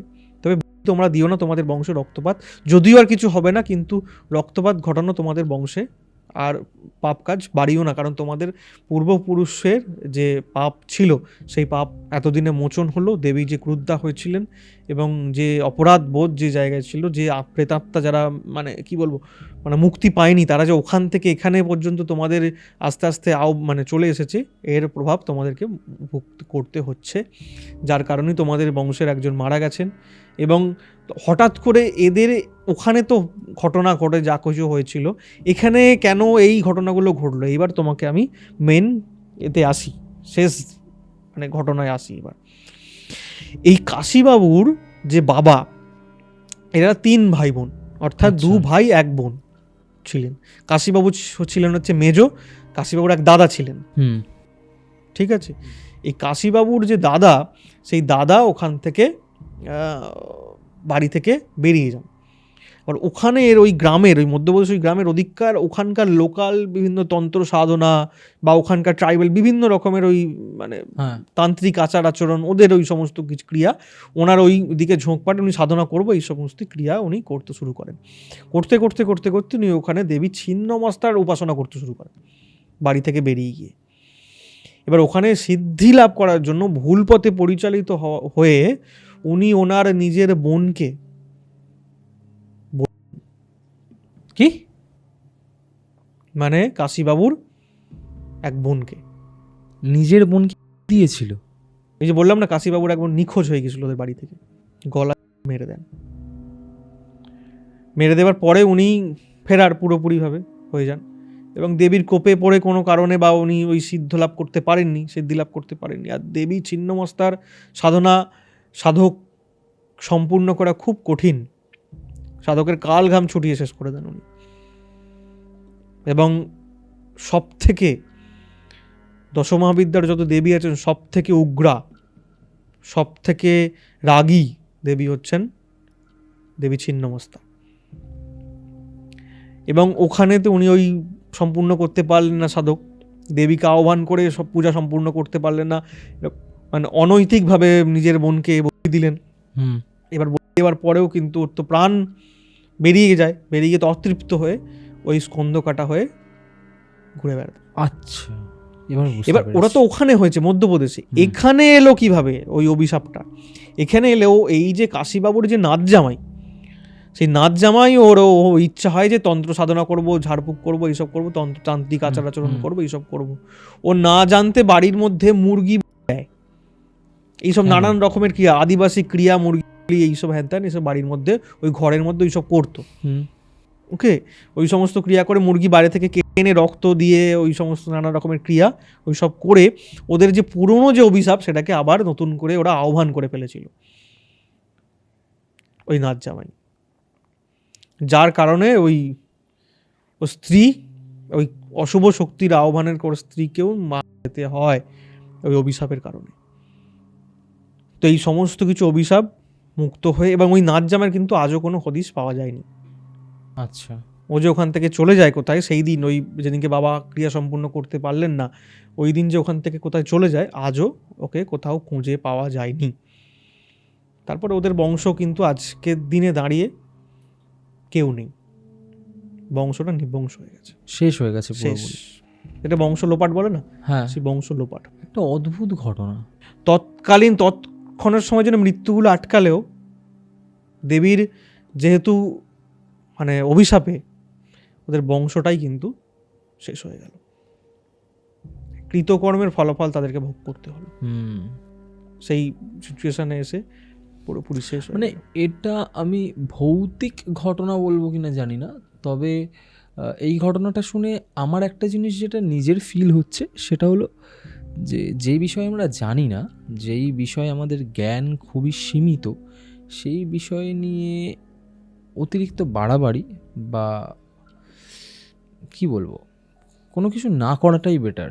তাতে ক্ষতি তো শুধুমাত্র আমার হবে না, আমার পুরো পরিবারকে তার ফলাফল ভোগ করতে হবে, সবাইকে ফলাফল ভোগ করতে হবে। না আমি সাধারণ ক্ষমতার লোভে বা আমি সহজেই কোনো কিছু সাধনাই সহজ জিনিস নয়, কোনো জিনিসই সহজ জিনিস নয়, খুব কঠিন। এই শাস্ত্র বা এই সাধনা, এই মার্গ খুব কঠিন। এই জন্যেই বলে যে তুমি আমাকে প্রশ্ন করছিলে যে গৃহী মানুষদের বা যারা সংসারে থেকে কি ছিন্নমস্তা দেবীর উপাসনা বা সাধনা করা উচিত? এক্স্যাক্টলি, আমি ওটা জানতে চাই। তার কারণ একটা ছোট্ট এক্সপিরিয়েন্স আমারও হয়েছিল। তুমি বলো আমাকে আগে এটা, যে গৃহস্থ মানুষদের বাড়িতে কেন দশমহাবিদ্যার বিভিন্ন দেবী, অথবা আজকে আমরা তো দেবী ছিন্নমস্তা নিয়েই কথা বলছি, কেন এই দেবীর পুজো করতে নেই গৃহস্থে? তার তো ফলাফল বুঝতেই পারলে। হুম, এই দেবীকে সন্তুষ্ট করা খুব কঠিন ক্রিয়া। যদি সন্তুষ্ট উনি না হন, এই যে বংশ লোপাট হয়ে যায়, হুম, তার প্রভাব অভিশাপ তাকে ভোগ করতে হবে। আর দেবী ছিন্নমস্তাকে তুষ্ট করা অত সোজা জিনিস নয়। দেবী ছিন্নমস্তাকে তুষ্ট করা খুব কঠিন, খুব কঠিন। তার সেই সাধকের কাম, সেই সাধকের ক্রোধ, সেই সাধকের লোভ, সেই সাধকের মোহ, সেই সাধকের উচ্চাকাঙ্ক্ষা, সেই সাধকের অহংকার, সমস্ত কিছুকে আগে দমন করতে হবে, সমস্ত কিছুকে আগে নিজের আয়ত্তে নিয়ে আসতে হবে, তারপর দেবী ছিন্নমস্তার সাধনা করতে।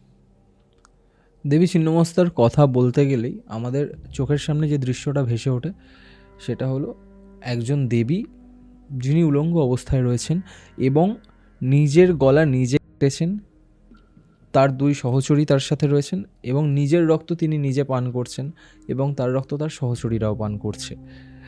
আমি সবার প্রথম এটা জানতে চাই, উনি নিজের গলা নিজে কেটেছিলেন কেন? এর একটা পৌরাণিক কাহিনী আছে, আচ্ছা, দুটো কাহিনী আছে। তার মধ্যে একটা কাহিনী খুব গোপন, যে কাহিনীটা আমি বিভিন্ন পুঁথিতে যেটা দেখেছি, যে কাহিনীটা সেখানে সংস্কৃতি লেখা আছে। যেমন এমন কোনো গ্রন্থ যেখানে অনুবাদ রয়েছে, সংস্কৃত অনুবাদ রয়েছে, হুম, ওই কাহিনীটা পার্টিকুলার কোনো অনুবাদ নেই। মানে সেই জায়গায় কতটা গোপন যেটা সহজেও কেউ উদ্ধার করতে না পারে, তাহলে এতটাই আমাদেরও গোপন। মনে হয় উচিত একদমই না, নয়। আমরা ওই বিষয় নিয়ে আলোচনাই করব না, হুম, কোনোভাবেই করব না। কারণ ক্যামেরা অনেকে আজকালকার সময় দেখি যে খুব গোপন তত্ত্ব নিয়ে আলোচনা করে, খুব গোপন তত্ত্ব ক্যামেরার সামনে বলে ফেলে, বা বলে মানে কি বলবো, দুটো ভিউজ, লাইকস, কমেন্টস, এইসবের জন্য। না, আমি তোমার কাছ থেকে একটা জিনিস শিখেছি, টু বি ভেরি অনেস্ট, যে তন্ত্র প্রকাশ্যে সিদ্ধিহানি করে। তো আমি হয়তো কোনো কিছু সাধনা করিনি, কিন্তু আমি এই সাবজেক্টটাকে ভীষণভাবে, আমার কাছে এগুলো একটা সাবজেক্ট, কারণ আমি এগুলো নিয়ে পড়ি। তো আমি এই সাবজেক্টটাকে ভীষণভাবে রেসপেক্ট করি। তো সেই কারণে আমি এমন কোনো তথ্য কখনো তুলে ধরতে চাই না যেগুলো সত্যিই ভীষণভাবে গুহ্য, যেগুলো সত্যি ভীষণভাবে আজকালকার গোপনীয়তা দিনে বহন একদম করে। এই গোপনীয়তা আছে না, দুটো ভিউজের জন্য যা তখন বাজারই শুরু হয়েছে, বাজারে শুরু হয়েছে। এটাকে অনেকে খারাপ ভাষা ভাবতেন, বাজারই মানে বাজারজাত করে ফেলেছে ব্যাপারটাকে। ঠিক আছে, এবার এই যে কথাটা বললাম, সে যদি খারাপভাবে নেয়, আমি ওটাই বলেছি। তো হাসি লাগে, মাঝে মধ্যে অবাক হই, কষ্ট লাগে, দুঃখ লাগে, বাবা খুব রেগে যান। এইগুলো উচিত নয় কখনো। আর আমাকে তুমি দেখবে না যে আমি কোনো দিন কোনো জায়গায় খুব খুলে কোনো কথা বলেছি, বা খুব গোপন জিনিস যেগুলো গোপনই থাকা উচিত সেইগুলোকে বলে ফেলেছি। কারণ আমাদের মতো যারা ছিল, যারা আছে, যারা ভবিষ্যতেও থাকবে, মানে যাদের একটা মানে দায়বদ্ধতা আছে শাস্ত্রের প্রতি, তারা কখনোই এই সমস্ত বিষয়ে খোলামেলা আলোচনা করবে না। কারণ তাদের গুরুদেরই কঠোর নির্দেশ থাকে। কারা আলোচনা করছে তুমি দেখো, যাদের বয়স 20, 22, 25 বছরের মধ্যে কি 30 বছরের মধ্যে, যার দূর দূর সম্পর্কেও কেউ এই ধরনের শাস্ত্রে কোনোদিন ছিল না, দুম করে দুটো 6 মাসের জ্যোতিষশাস্ত্রের কোর্স করে। আমি কারোর নিয়ে নিন্দা বা কারুর সমালোচনা করছি না, সেই যোগ্যতা আমার নেই। হয়তো তাদের দক্ষতা আমার থেকে অনেক বেশি, আমি কিচ্ছু জানি না, আমি তাদের কাছে ধূলিকণা। কিন্তু তারা এইগুলো বলছে, ওপেনলি বিভিন্ন বিষয় নিয়ে আলোচনা করছে, বা ওপেনলি বিভিন্ন বিষয় বলছে, বীজ মন্ত্র বলে দিচ্ছে। যে বীজ মন্ত্র কানে দেয়া হয়, যে বীজ মন্ত্রকে সাধনার মাধ্যমে তাকে উপলব্ধি করে সেই বীজ মন্ত্র পেতে হয়, সেইগুলো ওপেন আমরা পডকাস্টে শুনতে পাচ্ছি, আমরা বিভিন্ন রিলসে শুনতে পাচ্ছি। শাস্ত্রটা কোথায় যাচ্ছে বলো তো আজকের দিনে? কেন মানুষ জ্যোতিষী তান্ত্রিকদের গালাগালি করবে না? কেন মানুষ জ্যোতিষী তান্ত্রিকদের আজকে ভক্তি অশ্রদ্ধার চোখে দেখবে না? এই কারণে একটা সময় ব্রাহ্মণদের, যারা ব্রাহ্মণ পূজা করতেন, একটা সময় যারা সাধক ছিলেন, যাদের কথা বললে মুখ দিয়ে আগুন বেরোবে এমন তাদের পাওয়ার ছিল। আজকালকার দিনে তুমি বিশ্বাস করো ব্রাহ্মণদের কেউ আর শ্রদ্ধা করে? ব্রাহ্মণদের আর কি সেই পূজার মানে জায়গায় রাখে, শ্রদ্ধা অশ্রদ্ধার জায়গায় রাখে। দেখো, তুমি যদি আজকে কৃষ্ণানন্দ আগমবাগীশ মহাশয়ের সাথে এখনকার ব্রাহ্মণদের তুলনা করো, তাহলে সেটাও তো কোথাও না কোথাও গিয়ে ভুল হয়ে না, যাচ্ছে। আমি তার সঙ্গে তুলনা করছি না, কিন্তু তাদের যে পথটাকে তো অনুসরণ করতে হবে। তাদের তো পথটাকে তো একটা লেভেলের ব্যাপার, কিন্তু তাদের পথটাকে তো দেখানো পথটাকে তো আমাদের ক্রিয়াদাংশ তো আমাদের মেনটেন করে চলতে হবে। তো সেখানে সেগুলো যদি আমরা না করি, কেউ মানে এই প্রসঙ্গটা আমি তোমাকে উত্তর দিচ্ছি তোমার এই বিষয়টার মাঝখানে বলি। আমি আমাদের যে পৈতে হয়, পৈতে হওয়ার সময় যে গায়ত্রী মন্ত্র ত্রিসন্ধ্যা জপান্নিক করতে হয়। আচ্ছা, ত্রিসন্ধ্যা জপান্নিক আর্ধেকগুলো করেই না, এবং Okay. শুধুমাত্র গায়ত্রী মন্ত্র জপ ত্রিসন্ধ্যা করার যে প্রাতঃ সন্ধ্যা, মধ্যাহ্ন সন্ধ্যা এবং সায়ং সন্ধ্যা যেটাকে বলা হয়, গায়ত্রীর 3টে রূপ আছে। 3টে গায়ত্রী 3টে রূপ, তাদের আবাহন মন্ত্র আলাদা, তাদের ধ্যান মন্ত্র আলাদা, তাদের জপ করতে হবে। আচ্ছা, এবং এই জপের পূর্বে গায়ত্রী যে অভিশাপ পেয়েছিলেন ব্রহ্মা, বৈশিষ্ট্য এবং বিশ্বামিত্রের, এই যে 3টে মুনি ঋষির যে অভিশাপ পেয়েছিলেন, সেই অভিশাপকে মোচন করে গায়ত্রী মন্ত্র জপ করতে হয়। মানে শাপোদ্ধার মন্ত্র আছে, করেই না। আমি পডকাস্টে তো ওপেন বলছি, আমি চ্যালেঞ্জ করছি না। যারা রয়েছেন, যাদের পৈতে হয়ে গেছে, আপনারা নিজে বুকে হাত দিয়ে বলুন তা, মানে কজন শাপোদ্ধার মন্ত্র পাঠ করেন গায়ত্রী মন্ত্রের জপের পূর্বে? হয় না, এগুলো হচ্ছে না, যার কারণে মানুষের জীবনে, দৈনন্দিন জীবনে এত সমস্যা। আমি বলছি না যে শুধুমাত্র যারা পুরোহিত, যারা পূজা অর্চনা করে, সাধনা করে, তারাই করবে এটা। পৈতে তো যারা ব্রাহ্মণ, তাদেরই তো অনেকেরই তো হয়েছে। কিচ্ছু নাই, শাপোদ্ধার মন্ত্র পাঠ করে যদি 10 বার গায়ত্রী মন্ত্র যদি জপ করে না, জীবনের অনেক সমস্যা মুক্ত হয়ে যায়। আমরা আজকে এই জায়গাটা, মানে ব্রাহ্মণদের যেটা মূল শক্তি, সেইটাই করি না। আমরা তন্ত্র সাধনার পেছনে ছুটছি, আমরা শ্মশান সাধনার পেছনে ছুটছি, আমরা এই করছি, ওই করছি, সেই করছি। কে দেখছি ধূমাবতী সাধনা হচ্ছে, 4টি লঙ্কা পুড়িয়ে পুড়িয়ে, অত সোজা জিনিস। আমি টাকা পয়সা পেয়ে যাচ্ছি, এখন দুম করে পেয়ে যাচ্ছি, দেখি আমি এখন যত বেশি কঠিন দেবদেবীর নাম বলে তুমি ক্রিয়া করবে, তত বেশি টাকা, যত বেশি বগলামুখী বলবে, বগলামুখী প্রত্যঙ্গিয়া, এই ক্রিয়া, সেই ক্রিয়া, ধূমাবতী ক্রিয়া, অমুক ক্রিয়া, এইসব যত বেশি কঠিন ক্রিয়া বলবে, তত বেশি এখন টাকা। আর আমি তো বারবার একটা জায়গায় বলি যে মা শারদা তো বলেই দিয়েছেন যে কলিতে দেখবে অনেকে অনেক রকম সন্ন্যাসী হইবে, নাচিয়া গাইয়া তারা নরকে যাইবে। এখন টাকা পয়সা হয়ে যাচ্ছে, এখন ফেম হয়ে যাচ্ছে, বড় গাড়ি হয়ে যাচ্ছে, এখন সব কিছু হয়ে যাচ্ছে। ওই যে ওই কাশীবাবুর ফ্যামিলির মতো অবস্থা হতে কিন্তু বেশিক্ষণ সময় লাগবে না। জেনে বুঝে গুরুর পরামর্শ মেতে, গুরুও যেন আমার চ্যাংড়া না হয়, গুরুও যেন আমাকে হাস্যকর, আমি সমালোচনা করতে করতে চলে আসে, আমি মজার, মানে সবার সঙ্গে দর্শকদের যারা রয়েছেন, এটা আমার পরিবারের মানুষজনদের মতো করেই আমি ঘরে বসে আলোচনা করছি, এরকম ভেবেই আমি বলছি। কেউ খারাপ মনে করবেন না, আমি আগেই ক্ষমা চেয়ে নিচ্ছি। আমাদেরই এক মানে গুরু ভাই বাবার এক শিষ্য, আমার থেকে ছোট ছেলে, অর্ঘ্য তার নাম, ও আমাকে বলছে যে দাদা, আমাকে তো যদি কেউ জিজ্ঞাসা করে যে আমার গুরুকে সঙ্গে সঙ্গে গুরুমাকে সঙ্গে সঙ্গে ছবিতে দেখিয়ে দেবো, যে কিছু না হলেও তাদের একটা বয়স হয়েছে, তাদের একটা মানে অভিজ্ঞতা রয়েছে, তাদের একটা দেখে বা তাদের মানুষ ফিল করতে পারবে। বলছে আমার এক বন্ধু একজনের থেকে দীক্ষা নিয়েছে পডকাস্ট দেখে, বলছে আমি তাকে বললাম তোর গুরু কোথায় রে? বলে ফেসবুক খুলে দেখাচ্ছে গুরু সুইমিং পুলে নাচছে। আজকে শ্রদ্ধার জায়গাটা কেউ কারো ব্যক্তিগত জীবনে করতেই পারে, ওটা হাসির কথা, মজা করে কথাটা বললাম, খুব মজা করে হাসি লাগলো কথাটা শুনে। ঠিক আমি বললাম যে কেউ কারো ব্যক্তিগত জীবনে যা খুশি করতেই পারে, না করার কি আছে, কিন্তু সাধকদের জীবন খুব কঠিন। সাধনা করা, আমি কখনোই কোনো জায়গায় বলি না আমি সাধক, কখনো কোনো জায়গায় বলি না আমি তান্ত্রিক, কখনো আমি কোনো জায়গায় বলি না যে আমি এই ধরনের ক্রিয়া করি, কোনো জায়গায় বলি না। আমার বেশভূষার মধ্যেও শুনতে পাবে না, আমার কথার বলতেও শুনতে পাবে না যে আমি আদেও কি করি বা আমাদের আদেও কি জিনিস রয়েছে। আমাদের সেই বলার সাহস বা ক্ষমতা নেই।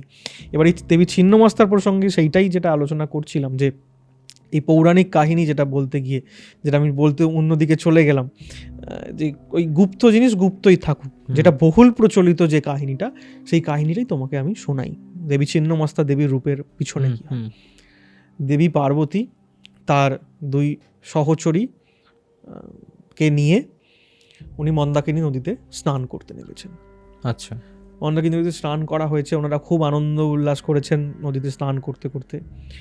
স্নান করার পরই নদীর ঠান্ডা শীতল জলে ওনারা অনেকক্ষণ ধরে ওই জলে খেলা করার পর, পাড়ে ওঠার পর ওনাদের মন প্রাণ সব কিছু শান্ত হয়ে যায়।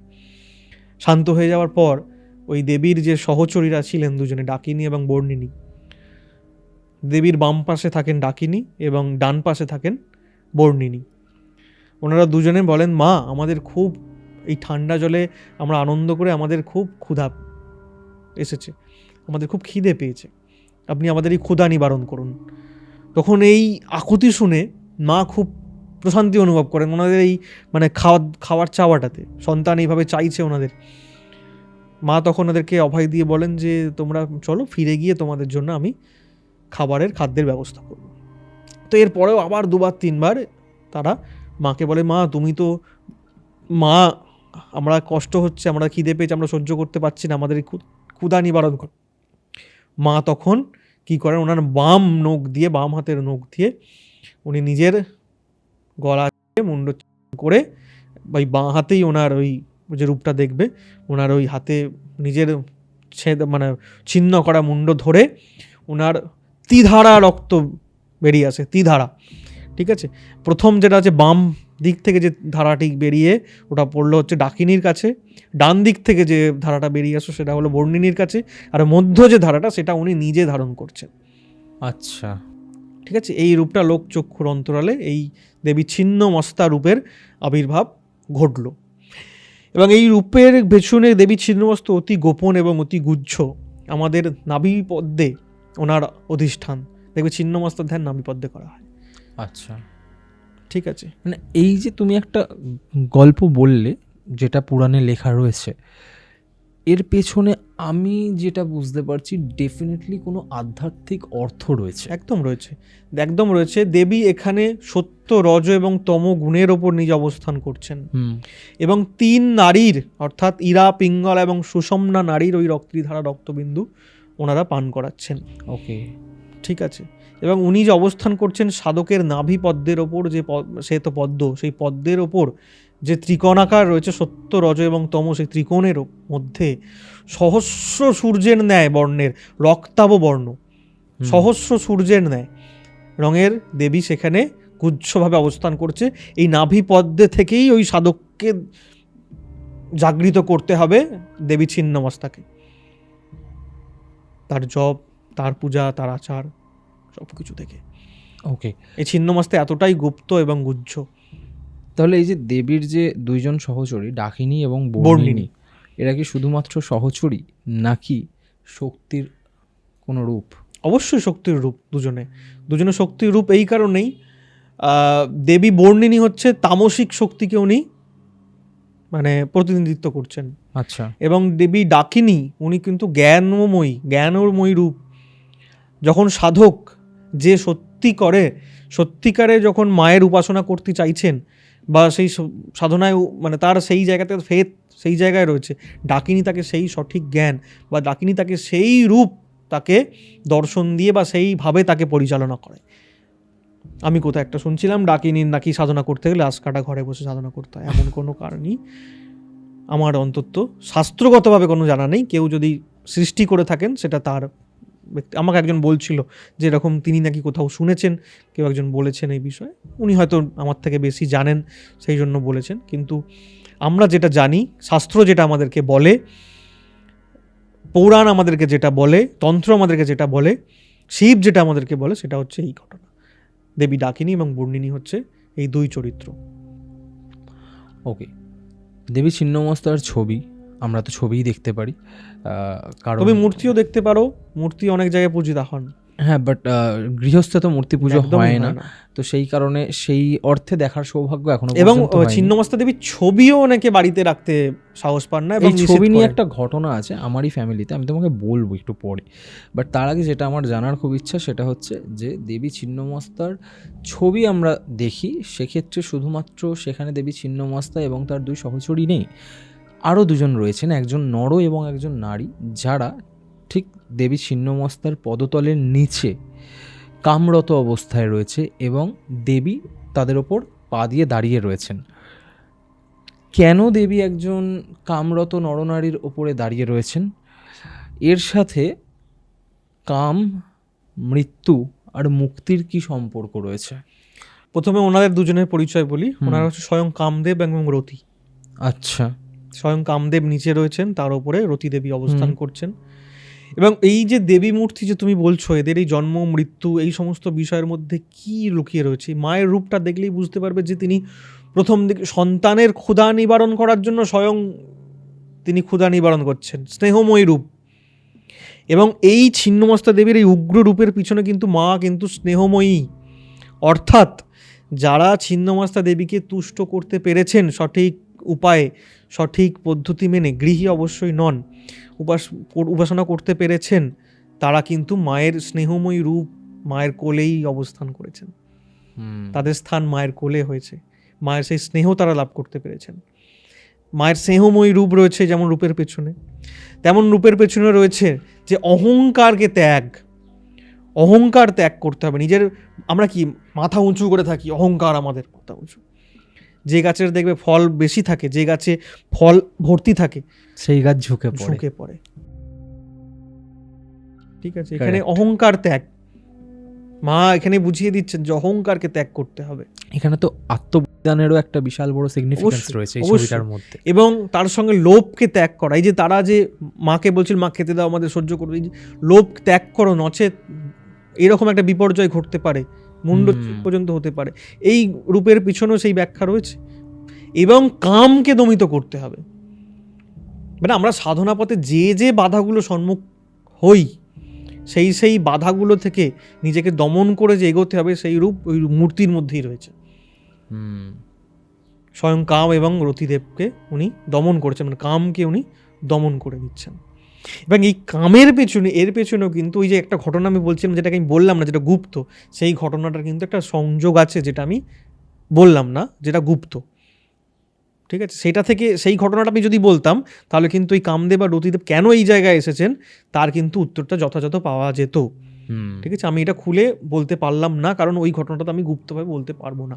স্বয়ং শিব পার্বতীর ঘটনা ছিল সেটা। আচ্ছা, আমি সেই ঘটনাটা কখনোই প্রকাশ্যে বলতে পারি না। ঠিক আছে, এই হচ্ছে দেবী, একদম দেবী ছিন্নমস্তার রূপের এই কাহিনী। এবং দেবী ছিন্নমস্তার আশীর্বাদে যে সাধক দেবী ছিন্নমস্তাকে সিদ্ধ হয়েছেন, বা দেবী ছিন্নমস্তার উপাসনা করে মায়ের সাক্ষাৎ পেয়েছেন, সেই সাধক চাইলেই সন্তানহীনকে সন্তান ধারণের ক্ষমতা দিতে পারেন, অভুক্তকে তার সারা জীবনের মতো তার ক্ষুধা নিবারণ করতে পারেন, মানে তার অভাব দূর করতে পারেন, তার সমস্ত বিপদ আপদ থেকে দূর করতে পারেন। এবং দেবী ছিন্নমস্তার আজমনে মন্ত্র অনেক আছে, ঠিক আছে, অনেকে সেই সমস্ত মন্ত্র বলেই দেন, আমি সেসব বলবো না বাবা, আমার বলার কোনো ইচ্ছা বা কোনো রকম আমি মানে বলবো না। অনেকে ভাববে যে ভয়ে বলছে না, আমি তাই ভয়েই বলছি না, যাও, কারণ আমি বলবো না। বইয়েতে আছে সমস্ত জায়গায়, বা এখন তো এআই তো পেয়েই যাবে দেবী ছিন্নমস্তার বীজ মন্ত্র। এবং দেবী ছিন্নমস্তার এক একটা বীজ মন্ত্রে একটা ফল আছে, আচ্ছা, এক একটা আজমন মন্ত্র আছে, সমস্ত কিন্তু আলাদা আলাদাভাবে আছে। এবং একটি বিশেষ আজমন মন্ত্র আছে, যেটা আজমন করা মাত্র তুমি নিজে, সাধক নিজে স্বয়ং শিবের ন্যায় পরিশুদ্ধ হতে পারবে, এরকমও বর্ণনা দেয়া আছে শাস্ত্রে। এই হচ্ছে দেবী ছিন্নমস্তা। আরও অনেক ডিটেল বলা যেত, কিন্তু আমি বলতে চাই না বা বলছি না, যতটা বলা যায় ততটুকুই আমি বললাম। তাহলে দেবী ছিন্নমস্তাকে কেন দশমহাবিদ্যার সব থেকে ভয়ঙ্কর দেবী হিসাবে চিহ্নিত করা হয়েছে? থেকে রাগী, সব থেকে দেবী ছিন্নমস্তাকে, এবং তার সাধনাও ভীষণ কঠিন, খুব কঠিন, সাধককে কালঘাম ছুটিয়ে শেষ করে ফেলেন, খুব কঠিন সাধনা। ওই জন্য তো গৃহী ত্যাগীদেরই সাধনা করা উচিত, যাদের কোনো পিছুটান নেই, তারা যখন ত্যাগ করবে তখন। কারণ আমি এও শুনেছি যে দশমহাবিদ্যায় একমাত্র দেবী ছিন্নমস্তার সাধনাকেই সব থেকে বিপজ্জনক সাধনা হিসাবে চিহ্নিত করা হয়। ওই তো দেখলে তো কি হলো, ঘটনাটাই তো রয়েছে, পুরো বংশ উজাড় হয়ে গেল একজনের কৃতকর্মের জন্য। কারণ সে তার বাড়িতেই লুকিয়ে ওখানে মধ্যপ্রদেশে ওই কাশীবাবুর যে দাদা আর কি, উনি ওখানে সাধনা করছিলেন ছিন্নমস্তা দেবীর গৃহে। দেখো, যেই ঘটনাটা তুমি বললে, এটার মধ্যে কিছু কিছু রেজাল্ট যদি কোনো সাধনা, মানে ছিন্নমস্তা সাধনায় যদি কোনো ভুল হতে পারে, তার কিছু সিগনিফিকেন্স আমরা পেয়েছি। বাট আমি তোমার কাছে জানতে চাই এটা, যে দেবী ছিন্নমস্তার সাধনায় যদি কোনো রকম ভুল হয়, সেক্ষেত্রে কি কি ধরনের কনসিকোয়েন্সেস ফেস করতে হতে পারে সাধককে? সাধককে সাংঘাতিক রকমের প্রাণ ভয়ের, প্রাণ চলে যাওয়ার মতো মানে সংযোগ হতে পারে। এর থেকে বড় জিনিস তো কিছু নেই, তার সাধকের প্রাণ চলে যেতে পারে সেই জায়গায়। এমন কিছু কিছু সময় আবির্ভাব ঘটবে, দেবী ডাকিনীতে আসবেন, তার সঙ্গে সঙ্গে দেবী বর্ণিনীও আসবেন। ওনারা বিভিন্ন সময়ে ওনারা পরীক্ষা করবেন। আচ্ছা, দেবী ছিন্নমস্তার যারা আরও অনুষাঙ্গিক যারা যারা রয়েছেন তারা প্রত্যেকে পরীক্ষা করবেন, এবং দেবী ছিন্নমস্তার এই ভয়াল রূপের সামনে নিজেকে দাঁড় করানোর আগে সাধককে সেই জায়গায় যেতে হবে, পৌঁছতে হবে। নাহলে ওই রূপ বুঝলেন, কোটি সহস্র কোটি সূর্যের ন্যায় তার রূপের ছটা। আমরা তো একটা সূর্যেই, সহস্র কোটি সূর্যের ন্যায়। বুঝতে পারছো, তাকে ধারণ করার মানে তাকে, তার রূপ সহ্য করার ক্ষমতা সাধককে কোন জায়গায় গিয়ে পৌঁছতে হবে। তো তোমাকে আমি যেটা বলছিলাম যে দেবী ছিন্নমস্তাকে আমি প্রথম কখন দেখি, মানে ওনার ছবি, বলো। সেটা হচ্ছে যে আজ থেকে বছর 15-20 আগে কোনো একটা বিষয় নিয়ে আমি আমার বাবা মাকে একজন পুরোহিতের সাথে কথা বলতে শুনেছিলাম, আর এই ঘটনাটা ঘটেছিল আমার পিসির বাড়িতে। তো আমার ঠিক মনে নেই উনি অ্যাস্ট্রোলজার ছিলেন, পুরোহিত ছিলেন না তান্ত্রিক ছিলেন। তো উনি কোনো একটা বিষয়ে, যদি আমি খুব ভুল না করি, তাহলে হয়তো আমার ওই পিসে মশাইয়ের বাৎসরিক কাজ অথবা অন্যান্য কোনো কিছুর জন্য হয়তো পিসির বাড়িতে এসেছিলেন। এবং তখন বাবা মা যখন ওনার সাথে কথা বলছিলেন, তখন উনি বলেছিলেন যে তোমার বাড়ির যে ঘরের উত্তর দিকের দেওয়ালে তুমি এই দেবীর ছবি রাখবেন। এবং আমি জানতাম না তখন কোন দেবীর কথা বলা হচ্ছে। অনেক পরে গিয়ে যখন জানতে পেরেছি, তখন আমি রিলেট করেছি যে আচ্ছা এই দেবী সেই দেবী ছিলেন। মানে উত্তর দিকের দেওয়ালে ছিন্নমস্তা দেবীর ছবি রাখতে বলেছে। হ্যাঁ, এবং প্রত্যেক দিন স্নান করে উঠে নিজের মনস্কামনা জানাতে বলেছে, প্রণাম করতে বলেছে। তো তখন তো মানুষের মধ্যে এতটা অ্যাওয়ারনেস ছিল না, স্বাভাবিক, আর মানুষ জানতো না যে কোন দেবদেবীকে বাড়িতে রাখা উচিত, এত চর্চাও তখন একদমই হতো তাই। না। আর মানুষের মধ্যে সত্যি কথা বলতে এই শাস্ত্রীয় জ্ঞান তখন অনেক কম ছিল। আমার কোথাও না কোথাও মনে হয় যে এই জেনজি যে জেনারেশনটা, এরা অনেক বেশি অ্যাওয়্যার, শাস্ত্রগত দিক থেকেও হোক বা অন্যান্য কালচারের দিক থেকেও হোক। তো যাই হোক, তো আমি এই জিনিসটা তো বুঝতে পেরেছিলাম যে যবে থেকে ছবিটা আনা হলো, যবে থেকে ওনার কথা অনুযায়ী বাবা ওই একই জিনিস করতে শুরু করলো, তবে থেকে কিন্তু আমাদের ফ্যামিলিতে একটার পর একটা অনেক নেগেটিভ ঘটনাই ঘটতে শুরু করেছিল। ঠিক আছে, বাট 5 থেকে 6 বছর কিন্তু ছিল, আর কন্ডিশন কিন্তু ডিটোরিয়েটই করেছিল। মানে চেঞ্জ কিছু হয়নি, উল্টে খারাপের দিকে আরও গেছিল। তারপর 6-7 বছর পর কোনো একজন আমাদের বাড়িতে এসেছিল।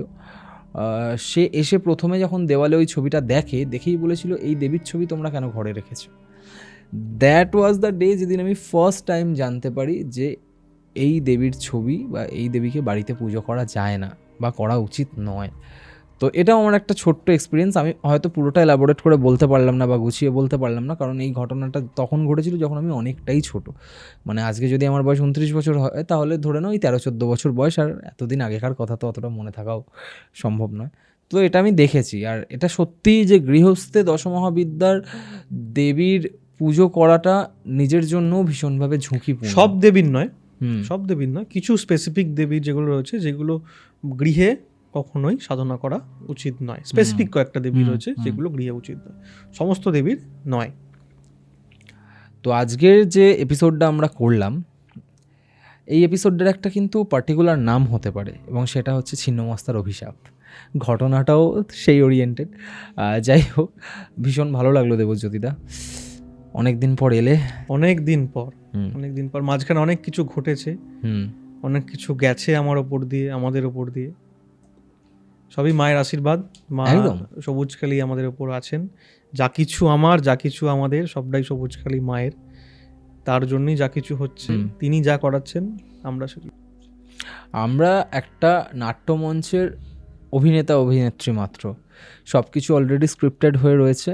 এবার সঠিক পথে চললে যা লেখা আছে তার মধ্যে দিয়েই হবে। এবার যারা সঠিক পথে চলবে না, তাদের জন্য আবার অন্য রাস্তা তো রয়েছে। একদম, ঈশ্বর হৃদয় খুলেই রেখে দিয়েছেন, শুধু মাথাটা ঝুঁকিয়ে দিলেই উনি হাতটা মাথায় রেখে দেবেন। এটুকুর অপেক্ষায় রয়েছে, আর কিচ্ছু চান না ঈশ্বর চান শুধুমাত্র একটু ভক্তি আর মাথাটা তার কাছে ঝুঁকিয়ে দেন। একদম, ঈশ্বর রেডি হয়ে আছেন আমাদের মাথায় উনি হাত রাখবেন বলে। Thank you so much. Thank you আবারও আমাকে এখানে নিয়ে আসার জন্য, আমন্ত্রণ জানানোর জন্য। দেখো এটা তোমাদেরই চ্যানেল, ঠিক আছে। আস্তে আস্তে কি হয়েছে মানে তুমিও জানো, আর আমিও জানি এবং দর্শকও জানে, এবং অনেকে আমাকে এসে বলেও যে তোমার আর আমার এই জুটি বা বন্ডিং যখন পডকাস্টটি হয় সবাই পছন্দ করে এবং ভালোবাসে। এবং আমিও কখনোই গল্পওয়ালা বা তোমাকে বা গল্পওয়ালা পরিবারকে আমি ওই আনুষ্ঠানিকভাবে ফর্মালিটিস কোনো কিছু রাখা বা কিছু বলতে দ্বিধাবোধ করা বা কোনো কিছু নিজে থেকে মন থেকে রাখি না একদম ভীষণভাবে। মানে আমি আমি আসেই না যে আমি কিছু বলবো বা কিছু হবে না, বা আমি এটা বলতে পারি না, এখানে গিয়ে বলাটা তোমাকে ঠিক হবে কি ঠিক হবে না, এই সমস্ত কিছু করার পর যদি আমার কখনো মনে হয় যে দেবজ্যোতিদা এটা বলেছে, এটা দেবজ্যোতিদার দিকে ব্যাকফায়ার হতে পারে, তখন আমি সেটা নিজেই কেটে দিই। মানে আমাদের এমন কিছু আমরা মানে ভাবি না, আমি যা পারি সেটা বলে দিই। আর দর্শকরা গল্পওয়ালায় যারা আমাদেরকে দেখেন, সত্যি ওনাদের যে ভালোবাসা, প্রত্যেকের যে এটা নিয়ে আমি নিজে পার্টিকুলারলি ভীষণ প্রাউড। সত্যি মানে গল্পওয়ালার শ্রোতা যারা রয়েছেন, এটা পাওয়া ভাগ্যের ব্যাপার। তুমি সেটা পেয়েছো, আমি সেটা পেয়েছি, কারণ আমিও একজন গল্পওয়ালা পরিবারের সদস্য। একদম। এবং এটা সত্যি করে ভাগ্য ব্যাপার। দু একজন তো থাকবেই। ওইটাকে দেখো, একটা সত্যি কথা বলতে একটা পরিবারের মধ্যে থাকতে গেলে তো সবাইকে খুশি করে চলা সম্ভব পাঁচটা না। আঙুল সমান নয়। একদমই তাই। ঠিক আছে, তারাও তাদের মতো তারা না মতবাদ দিলে সবাই যদি ভালো ভালো ভালো ভালো ভালো, তাহলে তো আর জীবনে উন্নতি করতে পারবো না। আমি তাদেরকেও ধন্যবাদ দিই যারা একটু বিরূপ মন্তব্য করেন, যারা বলে এ বেশি ভাটাচ্ছে, যারা বলে এ বেশি বকছে, যারা বলে ঢপ মারছে।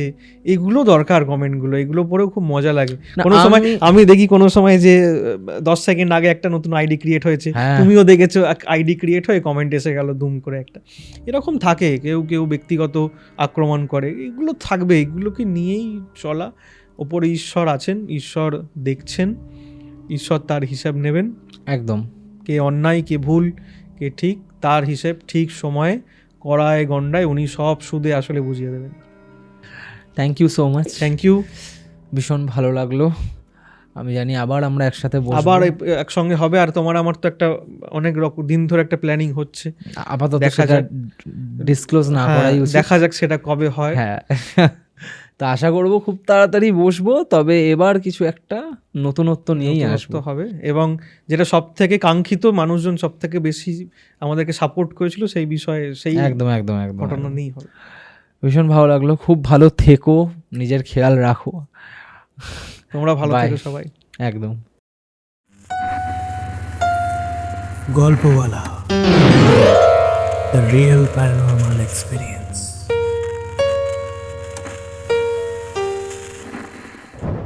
তো কেমন লাগলো আজকের এপিসোড কমেন্ট করে জানাতে ভুলবেন না। যদি ভালো লেগে থাকে তাহলে লাইক বাটনটা প্রেস করার সাথে সাথে শেয়ার বাটনও প্রেস করুন। আর যদি গল্পওয়ালা ইউটিউব চ্যানেল আজকে ফার্স্ট টাইম ভিজিট করে থাকেন তাহলে চ্যানেলটা সাবস্ক্রাইব করার পাশাপাশি স্পটিফাই পডকাস্টটিকেও ফলো করতে ভুলবেন না। ভুলে গেলে চলবে না, গল্পওয়ালা আমার আপনার প্রত্যেকের নিজেদের যৌথ পরিবার। আজকের এপিসোড আমি এখানেই শেষ করছি।